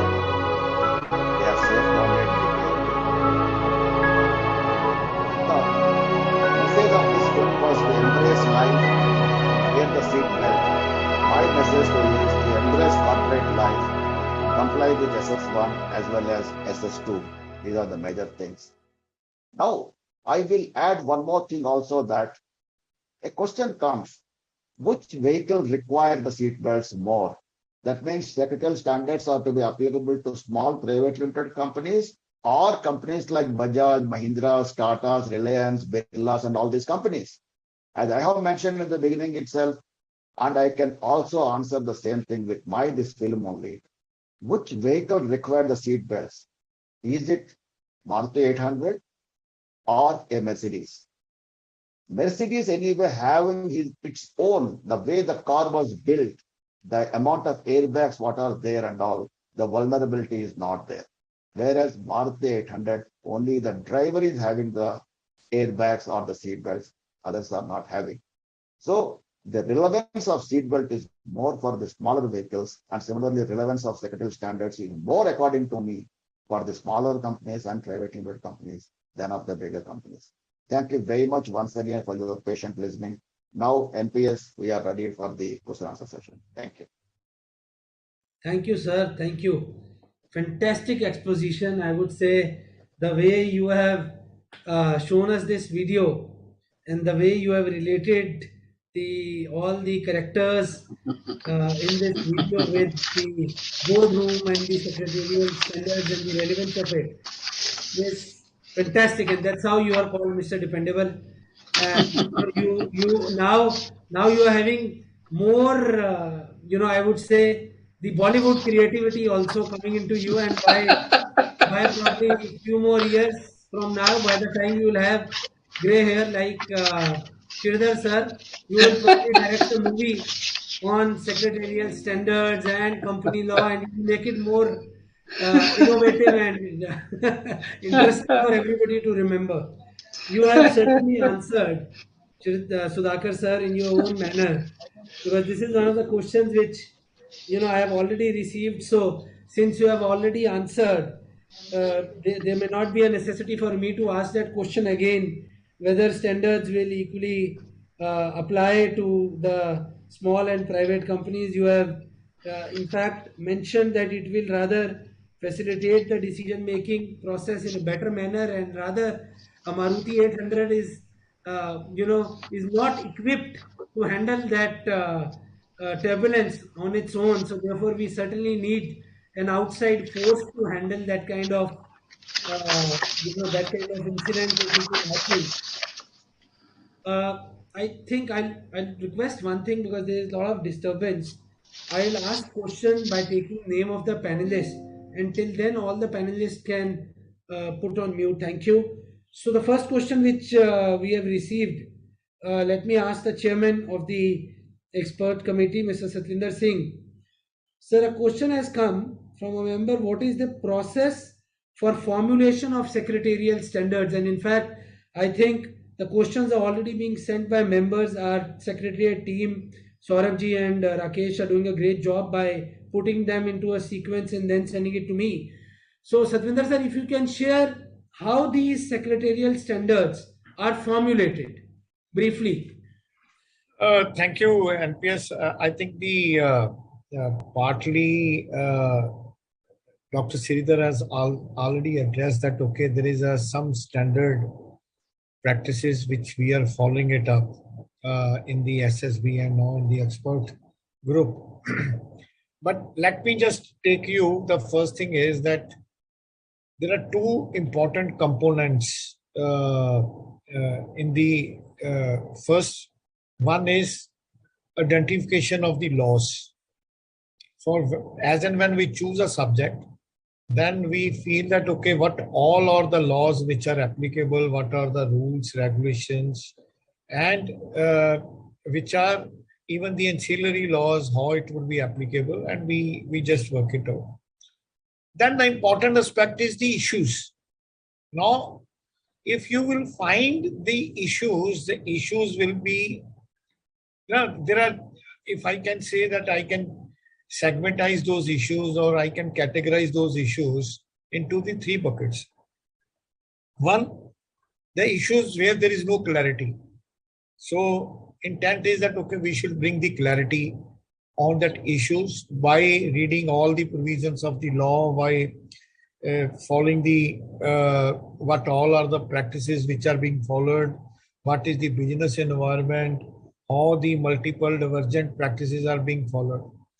Then is the second category of issues are issues where there are multiple interpretations.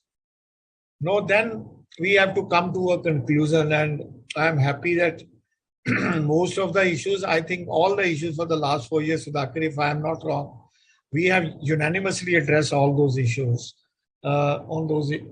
And the third category of issues, where there are divergent practices or multiple practices exist, and though the law is clear, but the practices are different, then how you have to just taking it up. Once we discuss at length on each and every point, then we prepare a draft. Then the draft which is prepared, then probably it is like a crowdsourcing. We send it to the people outside that expert group. The secretary does. We send the questions that, okay, if that is there, what is the view?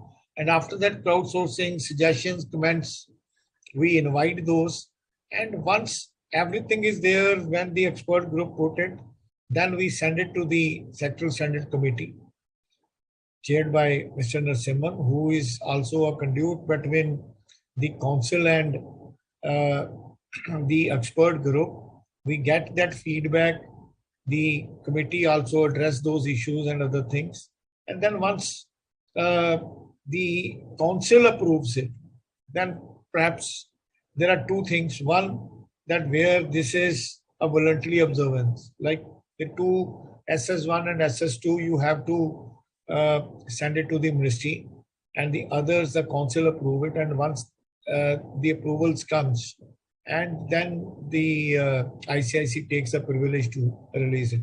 I think I'm just giving you a sum and substance. Sudhakar, if you have anything to add, you can add on that. I'm fine with that. I think you have explained it, and in fact, earlier to that, Dr. Sridhar also explained it very comprehensive.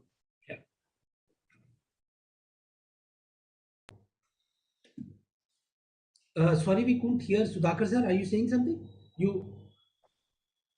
I have mentioned that already Dr. Sridhar and Satvinder has very comprehensively dealt with the subject. I don't need to add anything else.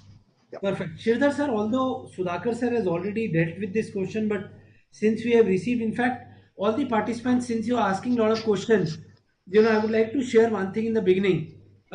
Since we have a specific program on SS1 and T2 tomorrow, and thereafter also, and we are receiving many queries on SS1 and 2. I think today we should cover the broad aspects of how these standards are set, the background, the ideology, the contradiction between, and the overall ambit of the secretarial standard, the specific interpretation of SS1 and 2. I think Sudhakar sir can take it up tomorrow. And in fact, many questions are being received. I'll focus today on the questions which are generic in nature. Correct. Sridhar sir, although Sudhakar sir has already covered, but since this is a specific question which has come up, I'll again ask this for you to briefly explain in simpler words, and so that everybody gets that very clearly. Now, whether it's mandatory to observe the secretarial standards, one, and if so, then which secretarial standards are mandatory and under which provisions of the Companies Act? Yeah, thank you, NPS. I think very, very important point, very important query. So, of course, as we are all aware, Section 118 with regard to minutes of board meetings and general meetings is very crucial, because minutes are extremely important for, they are the conclusive, we can say, unless proved otherwise, is a conclusive evidence of whatever has happened, transpired at the meetings. And therefore, that Section 118.10, which is a very important section as far as secretarial standards are concerned. I think there it makes it mandatory that the observance of secretarial standards on the meetings of board and the secretarial standard on general meetings, that is SS1 and SS2, which we have just discussed a little while ago. So these two are absolutely mandatory, and they have a binding force, and they have to be complied with. And the Secretarial Audit Report also has to say that.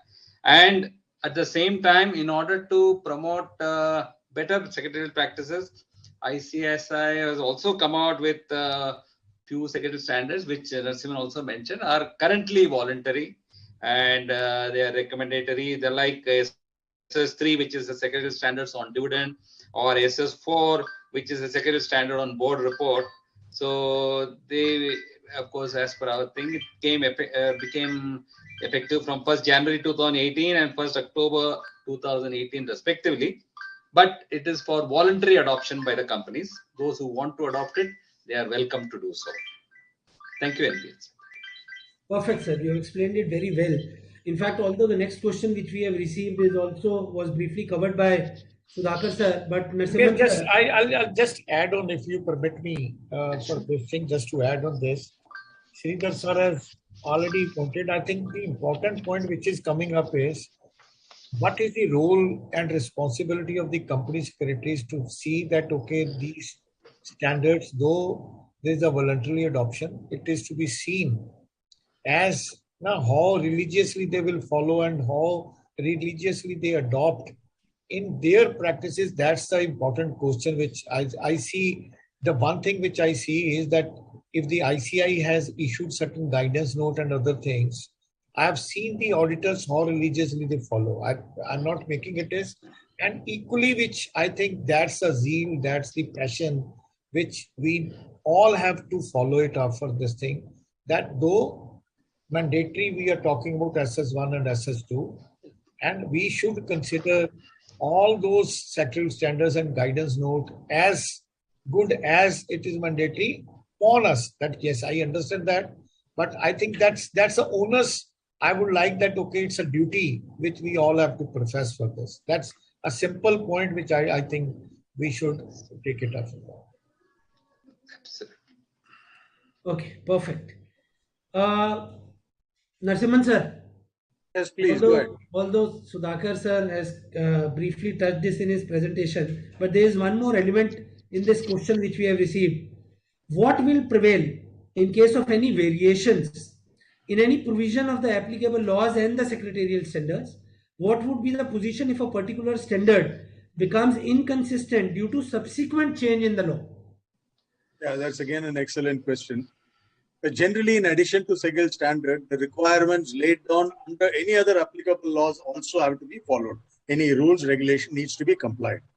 However, in case of variations in any provision of the applicable law and the standard, then the stricter provision needs to be complied with. Now, this is similar to where we have something under the Companies Act, where we have something different under the LODR. That is, LODR is far more stricter. So that has to be followed if you are in the listed segment. If you are a company unlisted, follow the Companies Act. But when you are in the listed segment, follow that. Then the other question you said, the supplementary question over there, that if due to subsequent changes in law, a particular standard or any part thereof becomes inconsistent with such law, then the provisions of the law shall prevail over the standard. I suppose I answered both your questions.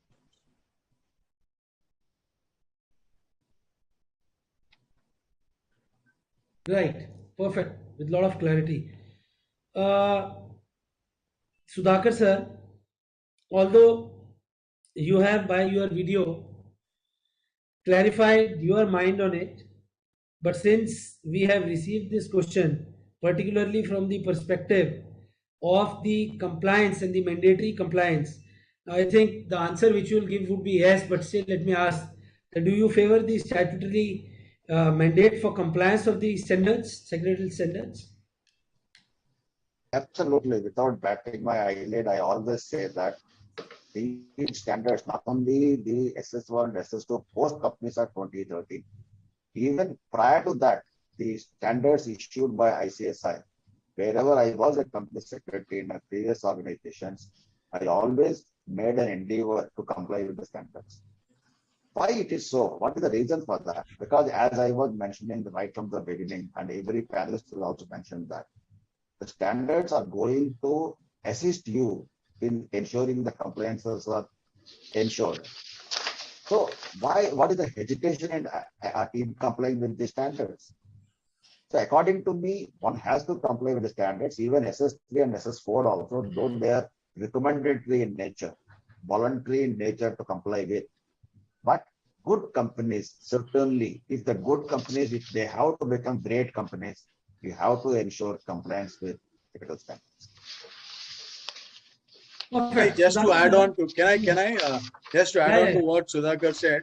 So regarding SS3 and SS4, although they are not mandatory, to a large extent, whatever can be followed to be followed. You need not follow everything in ditto. No, to a large extent, if you follow over a period of time, that will give impetus for that to get recognition by the mandatory, by the regulator. Perfect, Sudhakar sir. Somehow, I've received this question from a young member because I know the member. That's how I could recognize. The question is, how is secretarial standard different from guidance notes? What does the guidance notes mean? Whether it is mandatory like SS1, and is there any recent or proposed change in secretarial standards?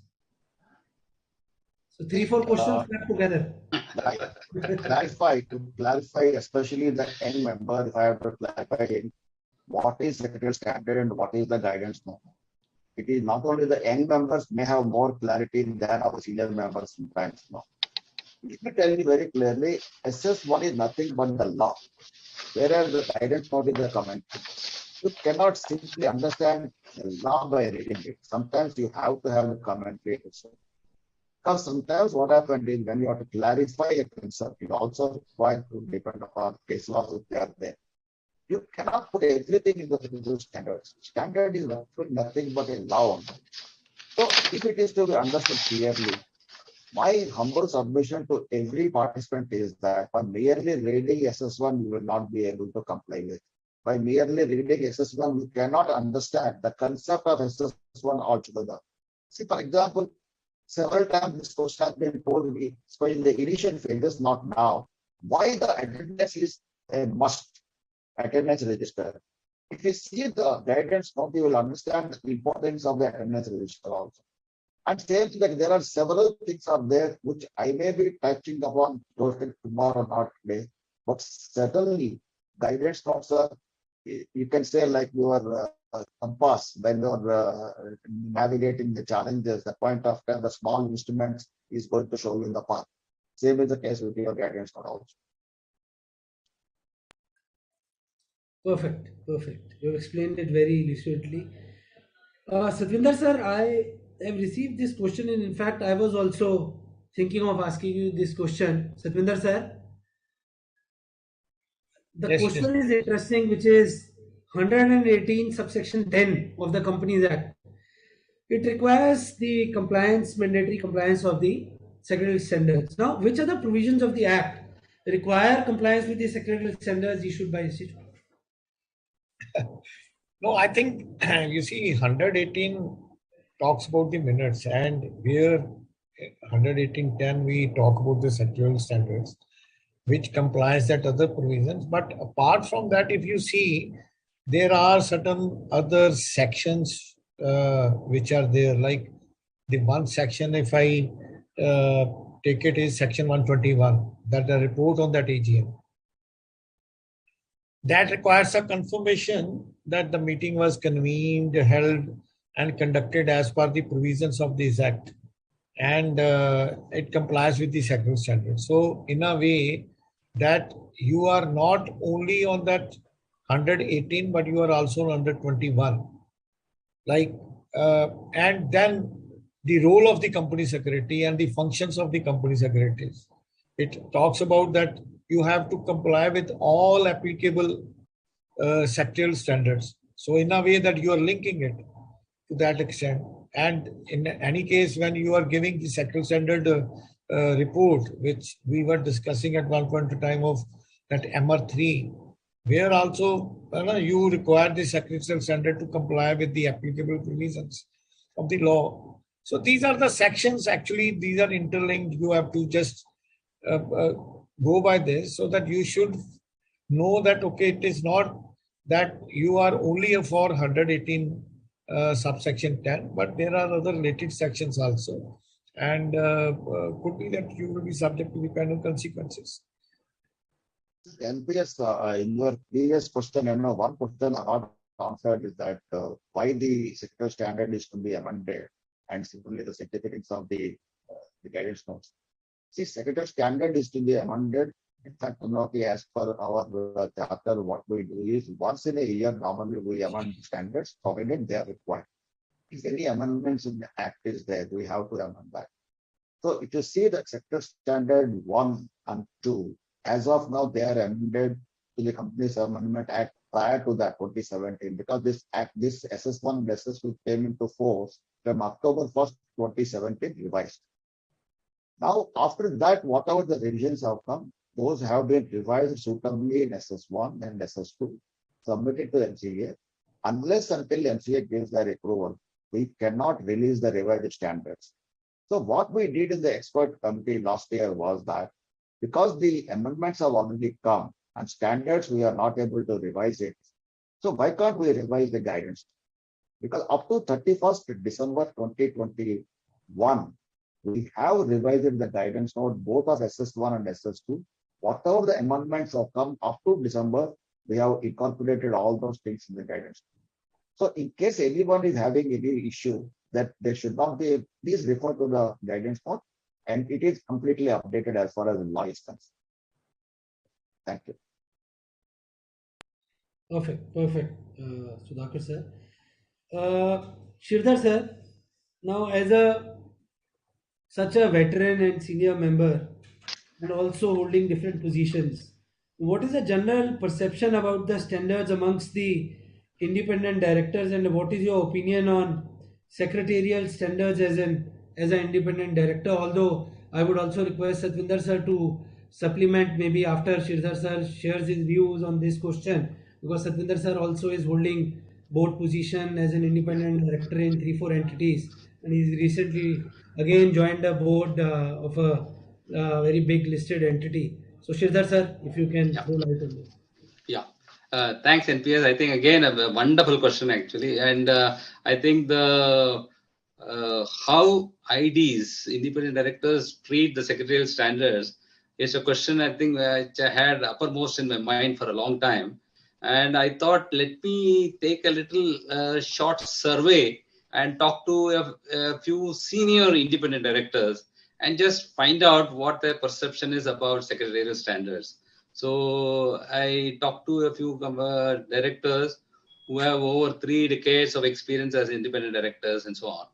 And I was really happy to note that they are extremely happy with the relevance of secretarial standards, with the utility of secretarial standards, and they may not know the exact provisions as to which, whether it is SS1 or SS2, they may not know the name, but they know that the secretarial standards are playing a huge role in giving them a lot of comfort in their role as an independent director.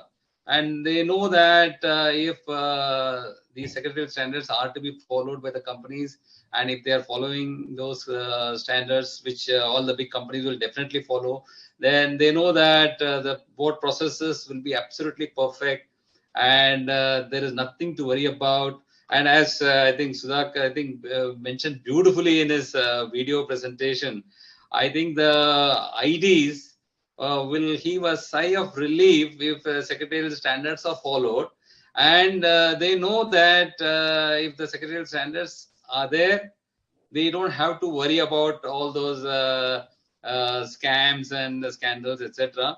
They know that everything is going to be in order, and even where, let's say, they are getting into some companies, unfortunately, where there are some non-compliances, they have a protection, because if they have given a dissent, it has been properly recorded in the minutes, so they have an opportunity to defend themselves quite well.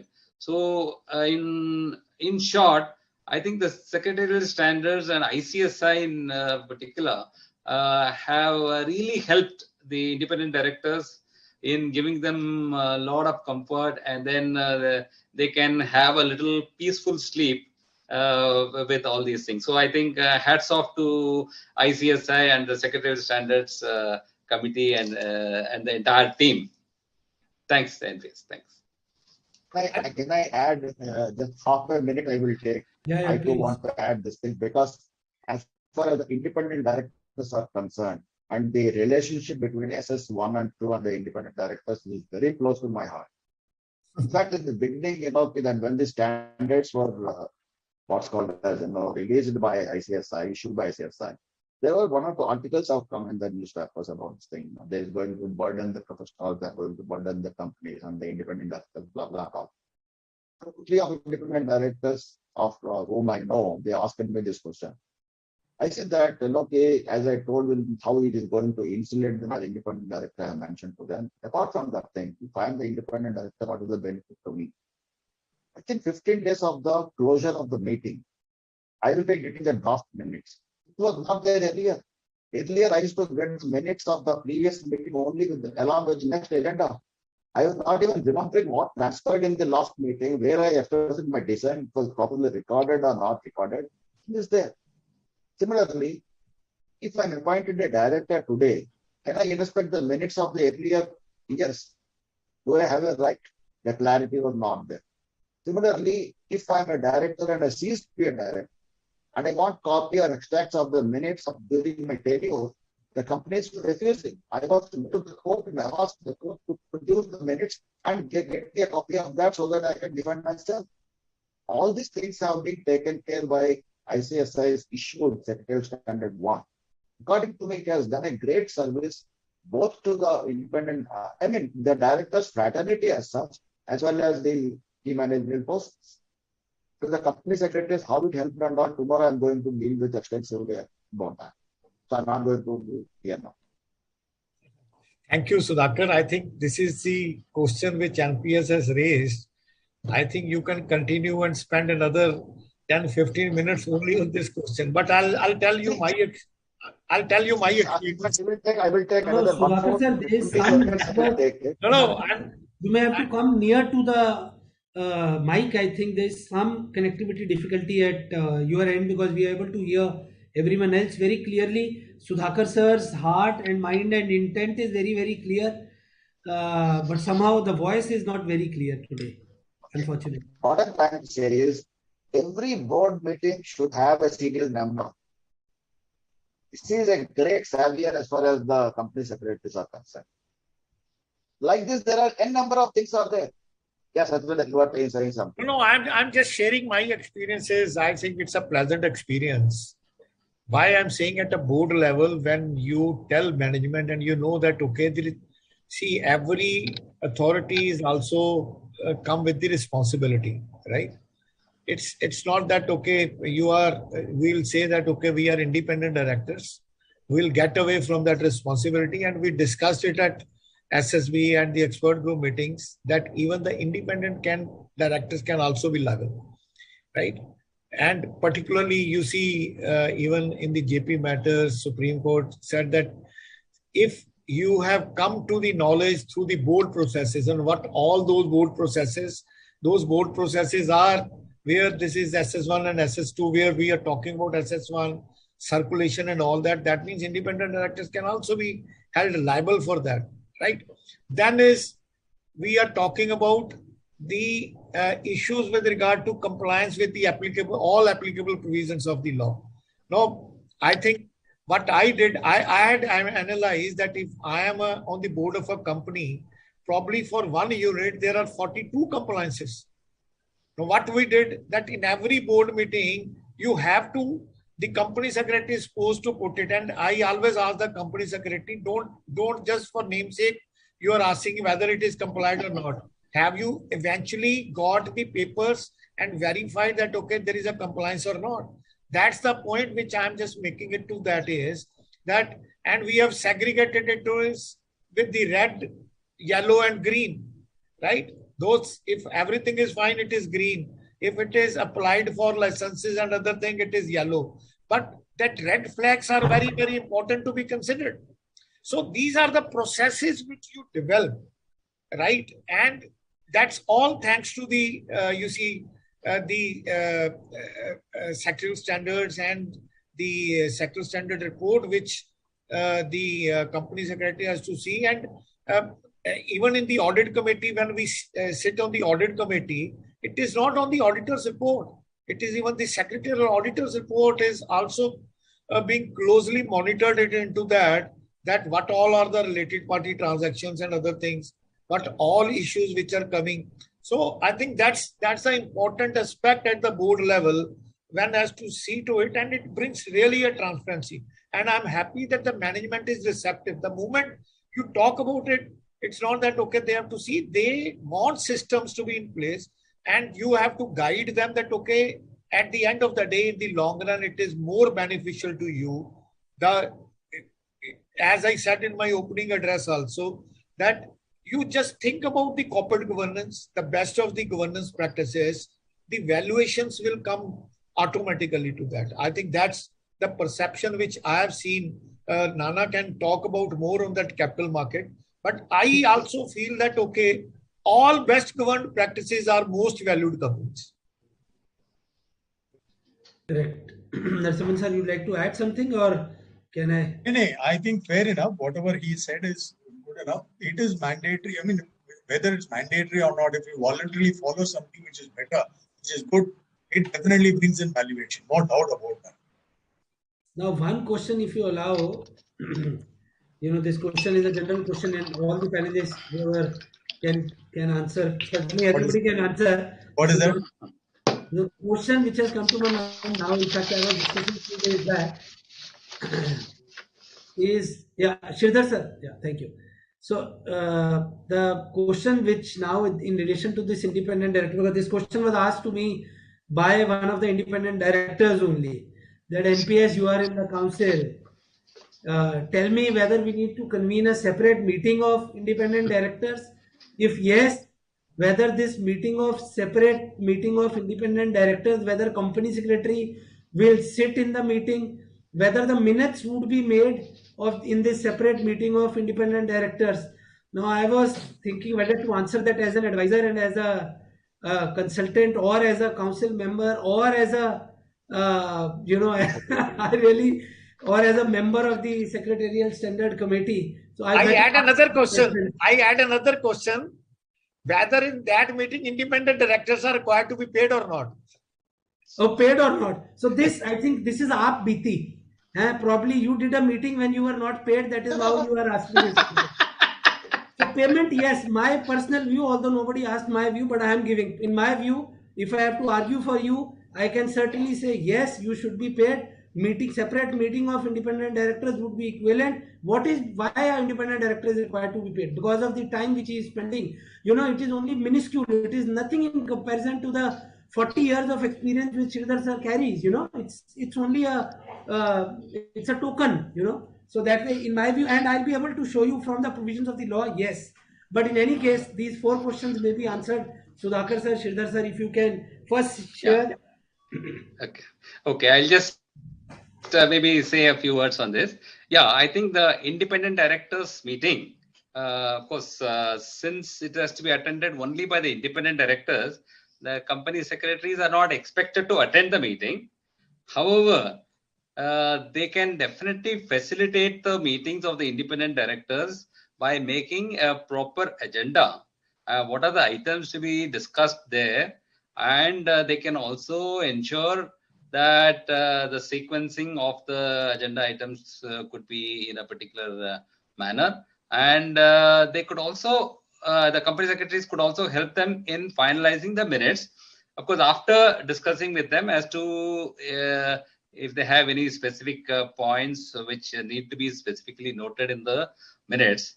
But company secretary's role, in my view, would be a facilitating role. And the independent directors, of course, should have a free and frank discussions amongst themselves.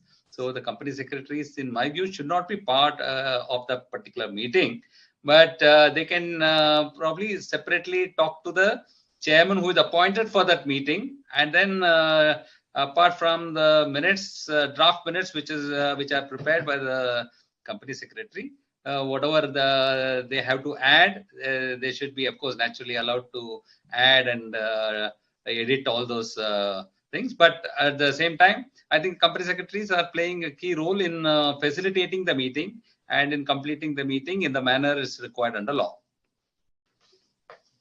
Yeah, thanks.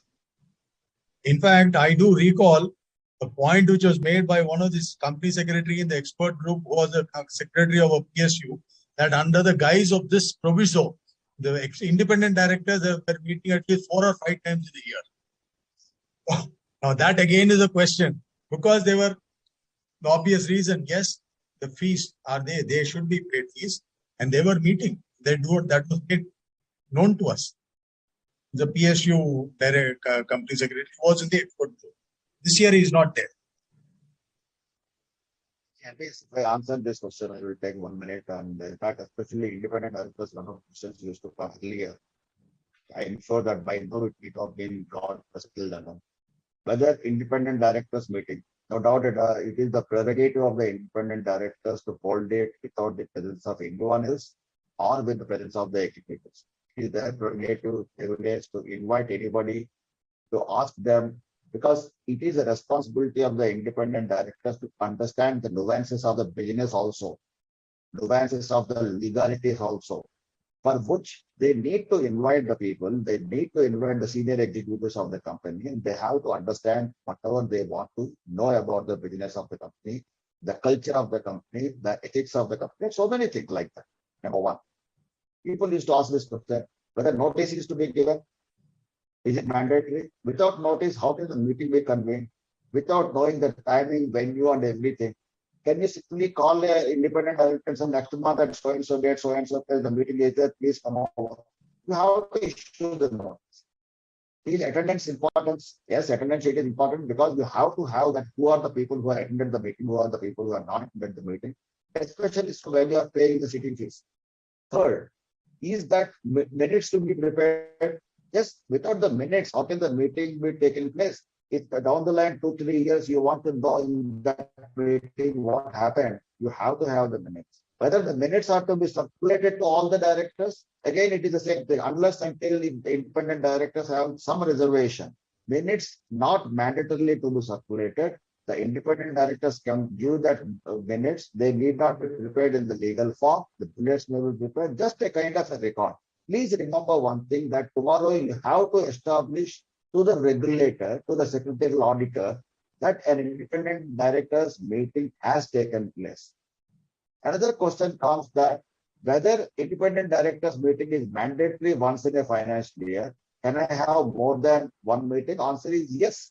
Rather, according to me, if I'm an independent director, if not 5-6 meetings for the sake of sitting fees, at least to understand the nuances of the business, I will certainly call more than one meeting, if not 2-3 meetings. That's what my take on this. Yeah, let me also share my experience as secretarial auditor when we had sought the copies of the minutes of the independent directors meeting. The company said, "Oh, there is no specific minutes were maintained because the directors had maintained it in terms of a book." They said the meeting was held, but we don't have minutes of the meeting. So I didn't have access to the minutes of the meeting as secretarial auditor, but my role was to see that the compliance has been made in terms of a meeting being held of the independent directors. I didn't have to go much beyond that. So I think that attendance register, you see attendance and the notices are important, and it has to be recorded in the minutes that, okay, the fact of that meeting that should be recorded. Exactly. Sometimes, you see, this is which we discussed at length in our expert group. There are divergent practices, no doubt about it. Let me just tell you, people are following the different practices, and we assimilated those different practices also. Because there is a clarity in the law that the meeting has to be held once in a financial year, that's a clarity.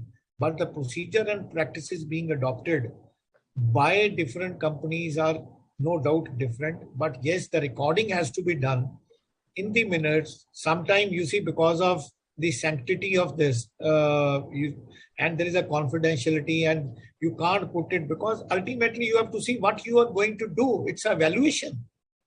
evaluation of the board as a whole, evaluation of the other directors.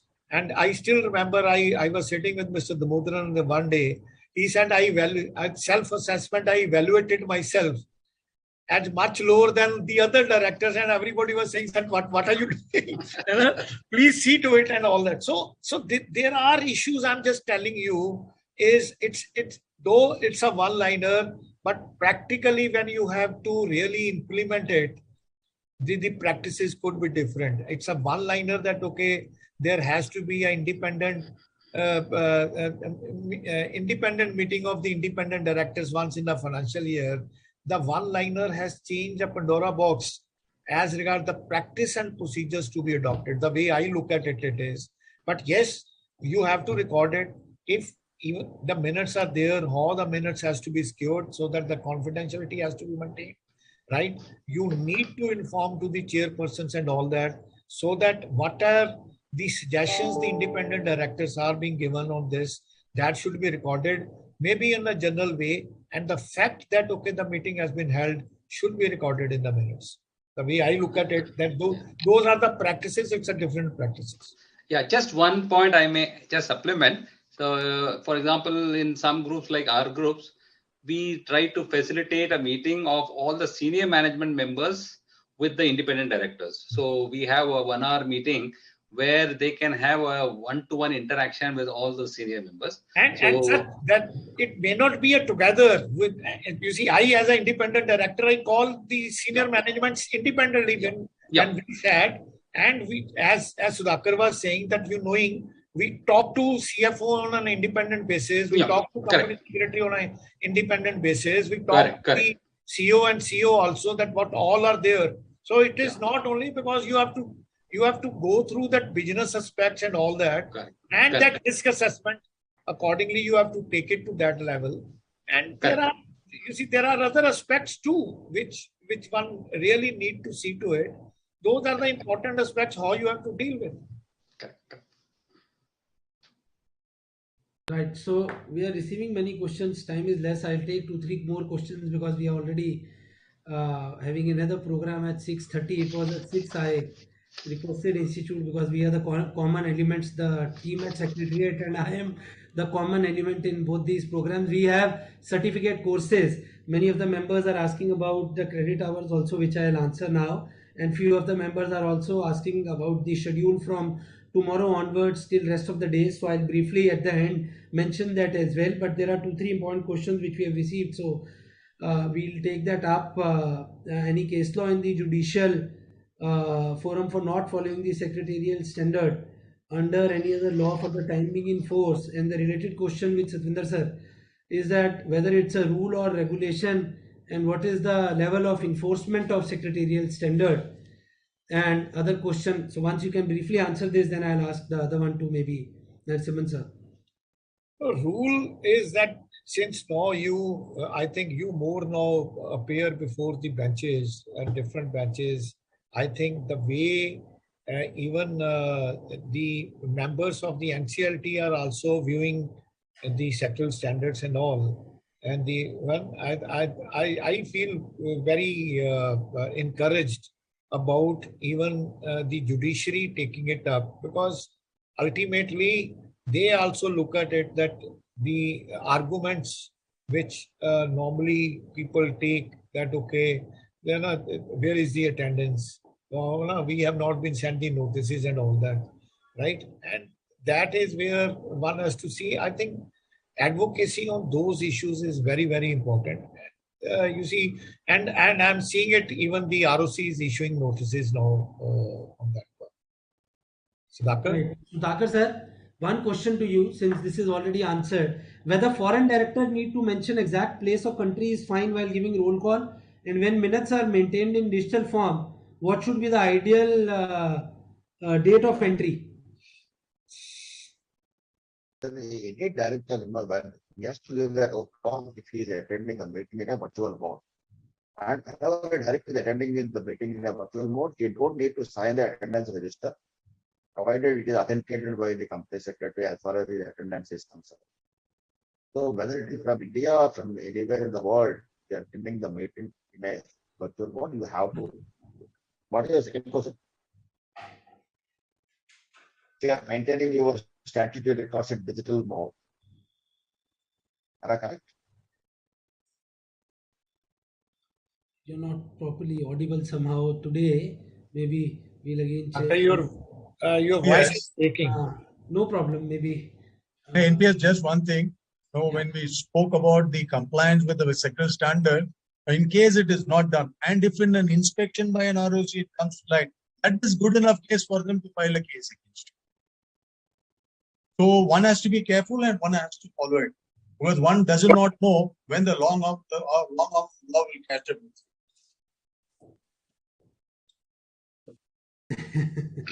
So there are many questions which are coming up. Maybe Sudhakar sir will have to take it up tomorrow in the SS1, SS2 mode. One question which I can ask Sridhar sir, that they're saying that we have the practice. Probably that's a question specific to the company in which our member is working, but still let me ask it. That we have the practice of tabling the quarterly financial results only at the time of audit committee board meeting, the company being a listed company and the information being price sensitive in nature. One of the directors is objecting to the practice and wants the result to be circulated at least 1 day in advance. Can the company go by the decision of the board, which is present practice as mentioned in the standards? I think it is a very reasonable Sorry, am I audible? Yeah. Yes, sir. Your mic system works probably the best. Even the papers which you were folding and shuffling, you were able to hear everything. Please. Thank you. Yeah. I think your headphones might be JBL ones. We'll get one complimentary set of these. Yeah, I think it is a very reasonable expectation from the independent director, and placing it on the day of the meeting is not really correct. And I mean, you can't expect him to contribute if the accounts are just placed at the time of the meeting. Even 1 day prior to the meeting, I would say is insufficient. And even if it is an UPSI, I think at least 3 days they do need to really go through and make some concrete observations. So I think if there is any board resolution which says that it will be given only on the day of the meeting, that resolution needs to be changed, and I think the general consent has to be obtained by which, say, maybe 1 day, 2 days, or preferably 3 days advance notice is given about the various financial statements. These are my opinion, personal opinion. Yeah, I want to just add. I think now my voice might be a bit more audible if I'm not wrong. Yeah. So still not as hear you. Yeah. Okay. So what I'm trying to say here, in the SS1, there is an enabling clause as far as UPSI, unpublished price sensitive information, is concerned. You can table it. It is only an enabler, number one. Number two, wherever there is an important information is there based on which the board can take informative decision, like financials approval, you cannot say I will table it. You can definitely give it to the board 1 day or 2 days or 3 days before. But please ensure that in your structural digital database under the PIT regulations, please make an entry of this, because you are sharing the unpublished price sensitive information with your directors. You have to make that entry and what date you have done, and along with the timestamp and all those things. Please take the precautions. After that, you can definitely share the information. While sharing the information, please brief your directors that this is unpublished price sensitive information. Now, because I have shared this information with you, you are an insider. Please ensure compliance with the insider trading regulations, maintain the confidentiality, don't share with anybody, otherwise you will be held responsible. That is, as a company secretary and compliance officer, it is a responsibility under the PIT regulations. One direct question. Thank you, Sudhakar sir. One question I'll ask you after this. Narasimhan sir is always in the DC also, and he has been consistently writing and hearing many matters there as well, but spending a lot of time at the institute for it. So Narasimhan sir, apt question for you. What if the company secretary itself is violating the secretarial standards? What are the remedies available to others if anyone is violating the secretarial standards? Here's the question of any remedy being available. If he is not following it, he has to face the music.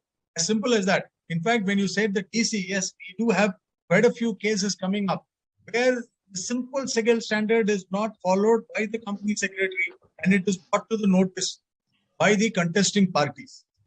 Then we have to take cognizance of it. Even if it's a private limited company, as everybody knows now, SS1, SS2 is absolutely mandatory. So when we take cognizance of it, when it comes to our notice, we definitely issue orders, suitable orders accordingly, and offer punishment to him. Based on the. So that's how we are implementing. Somebody was asking me, how are we enforcing? I want to add one more thing also under the SS1 regulation 9, I think, if I am not wrong. The directors have to make an affirmation that they have complied with the applicable secretarial standards in the board's report. Correct. Yep. Correct. So there is no question of non-compliance at all. No, sir, I fully agree. Compliance is non-negotiable. Gone are the days when compliance was negotiable. Compliance is absolutely non-negotiable. Somebody asked me a question here, which I am not asking. With liberty, I am not asking. They say nobody in practice in private companies, they are following in small companies. And what about the strict enforcement of it? Why don't we put a threshold? Why a threshold? I am asking myself. If this is by force of law mandatory for all companies to be followed, we should take pride in ourselves. We are the institute who have made it. We are the members who are propagating it. We are the members who are making it sure that we'll have to follow it in letter and spirit. So how can we even think of creating a threshold for it? That's why I think somebody said that these days cost of compliance is going high. We can say that try cost of non-compliance. You will come to know about cost of compliance. Sudhakar sir, a question. Somebody says a notice of meeting was inadvertently not sent. Will it invalidate the meeting? Although I can argue it from both sides. Certainly, if I am not wrong, if it is, because in fact, I have been told that even in Tata Mistry case, the first question I have been asked is whether the notice for the board meeting has been issued as per SS1 or not. This is what I have been told. Of course, I am not privy to all that these things, but this is in the information in the public domain. Definitely, if the notice itself is not valid, I can challenge that meeting definitely.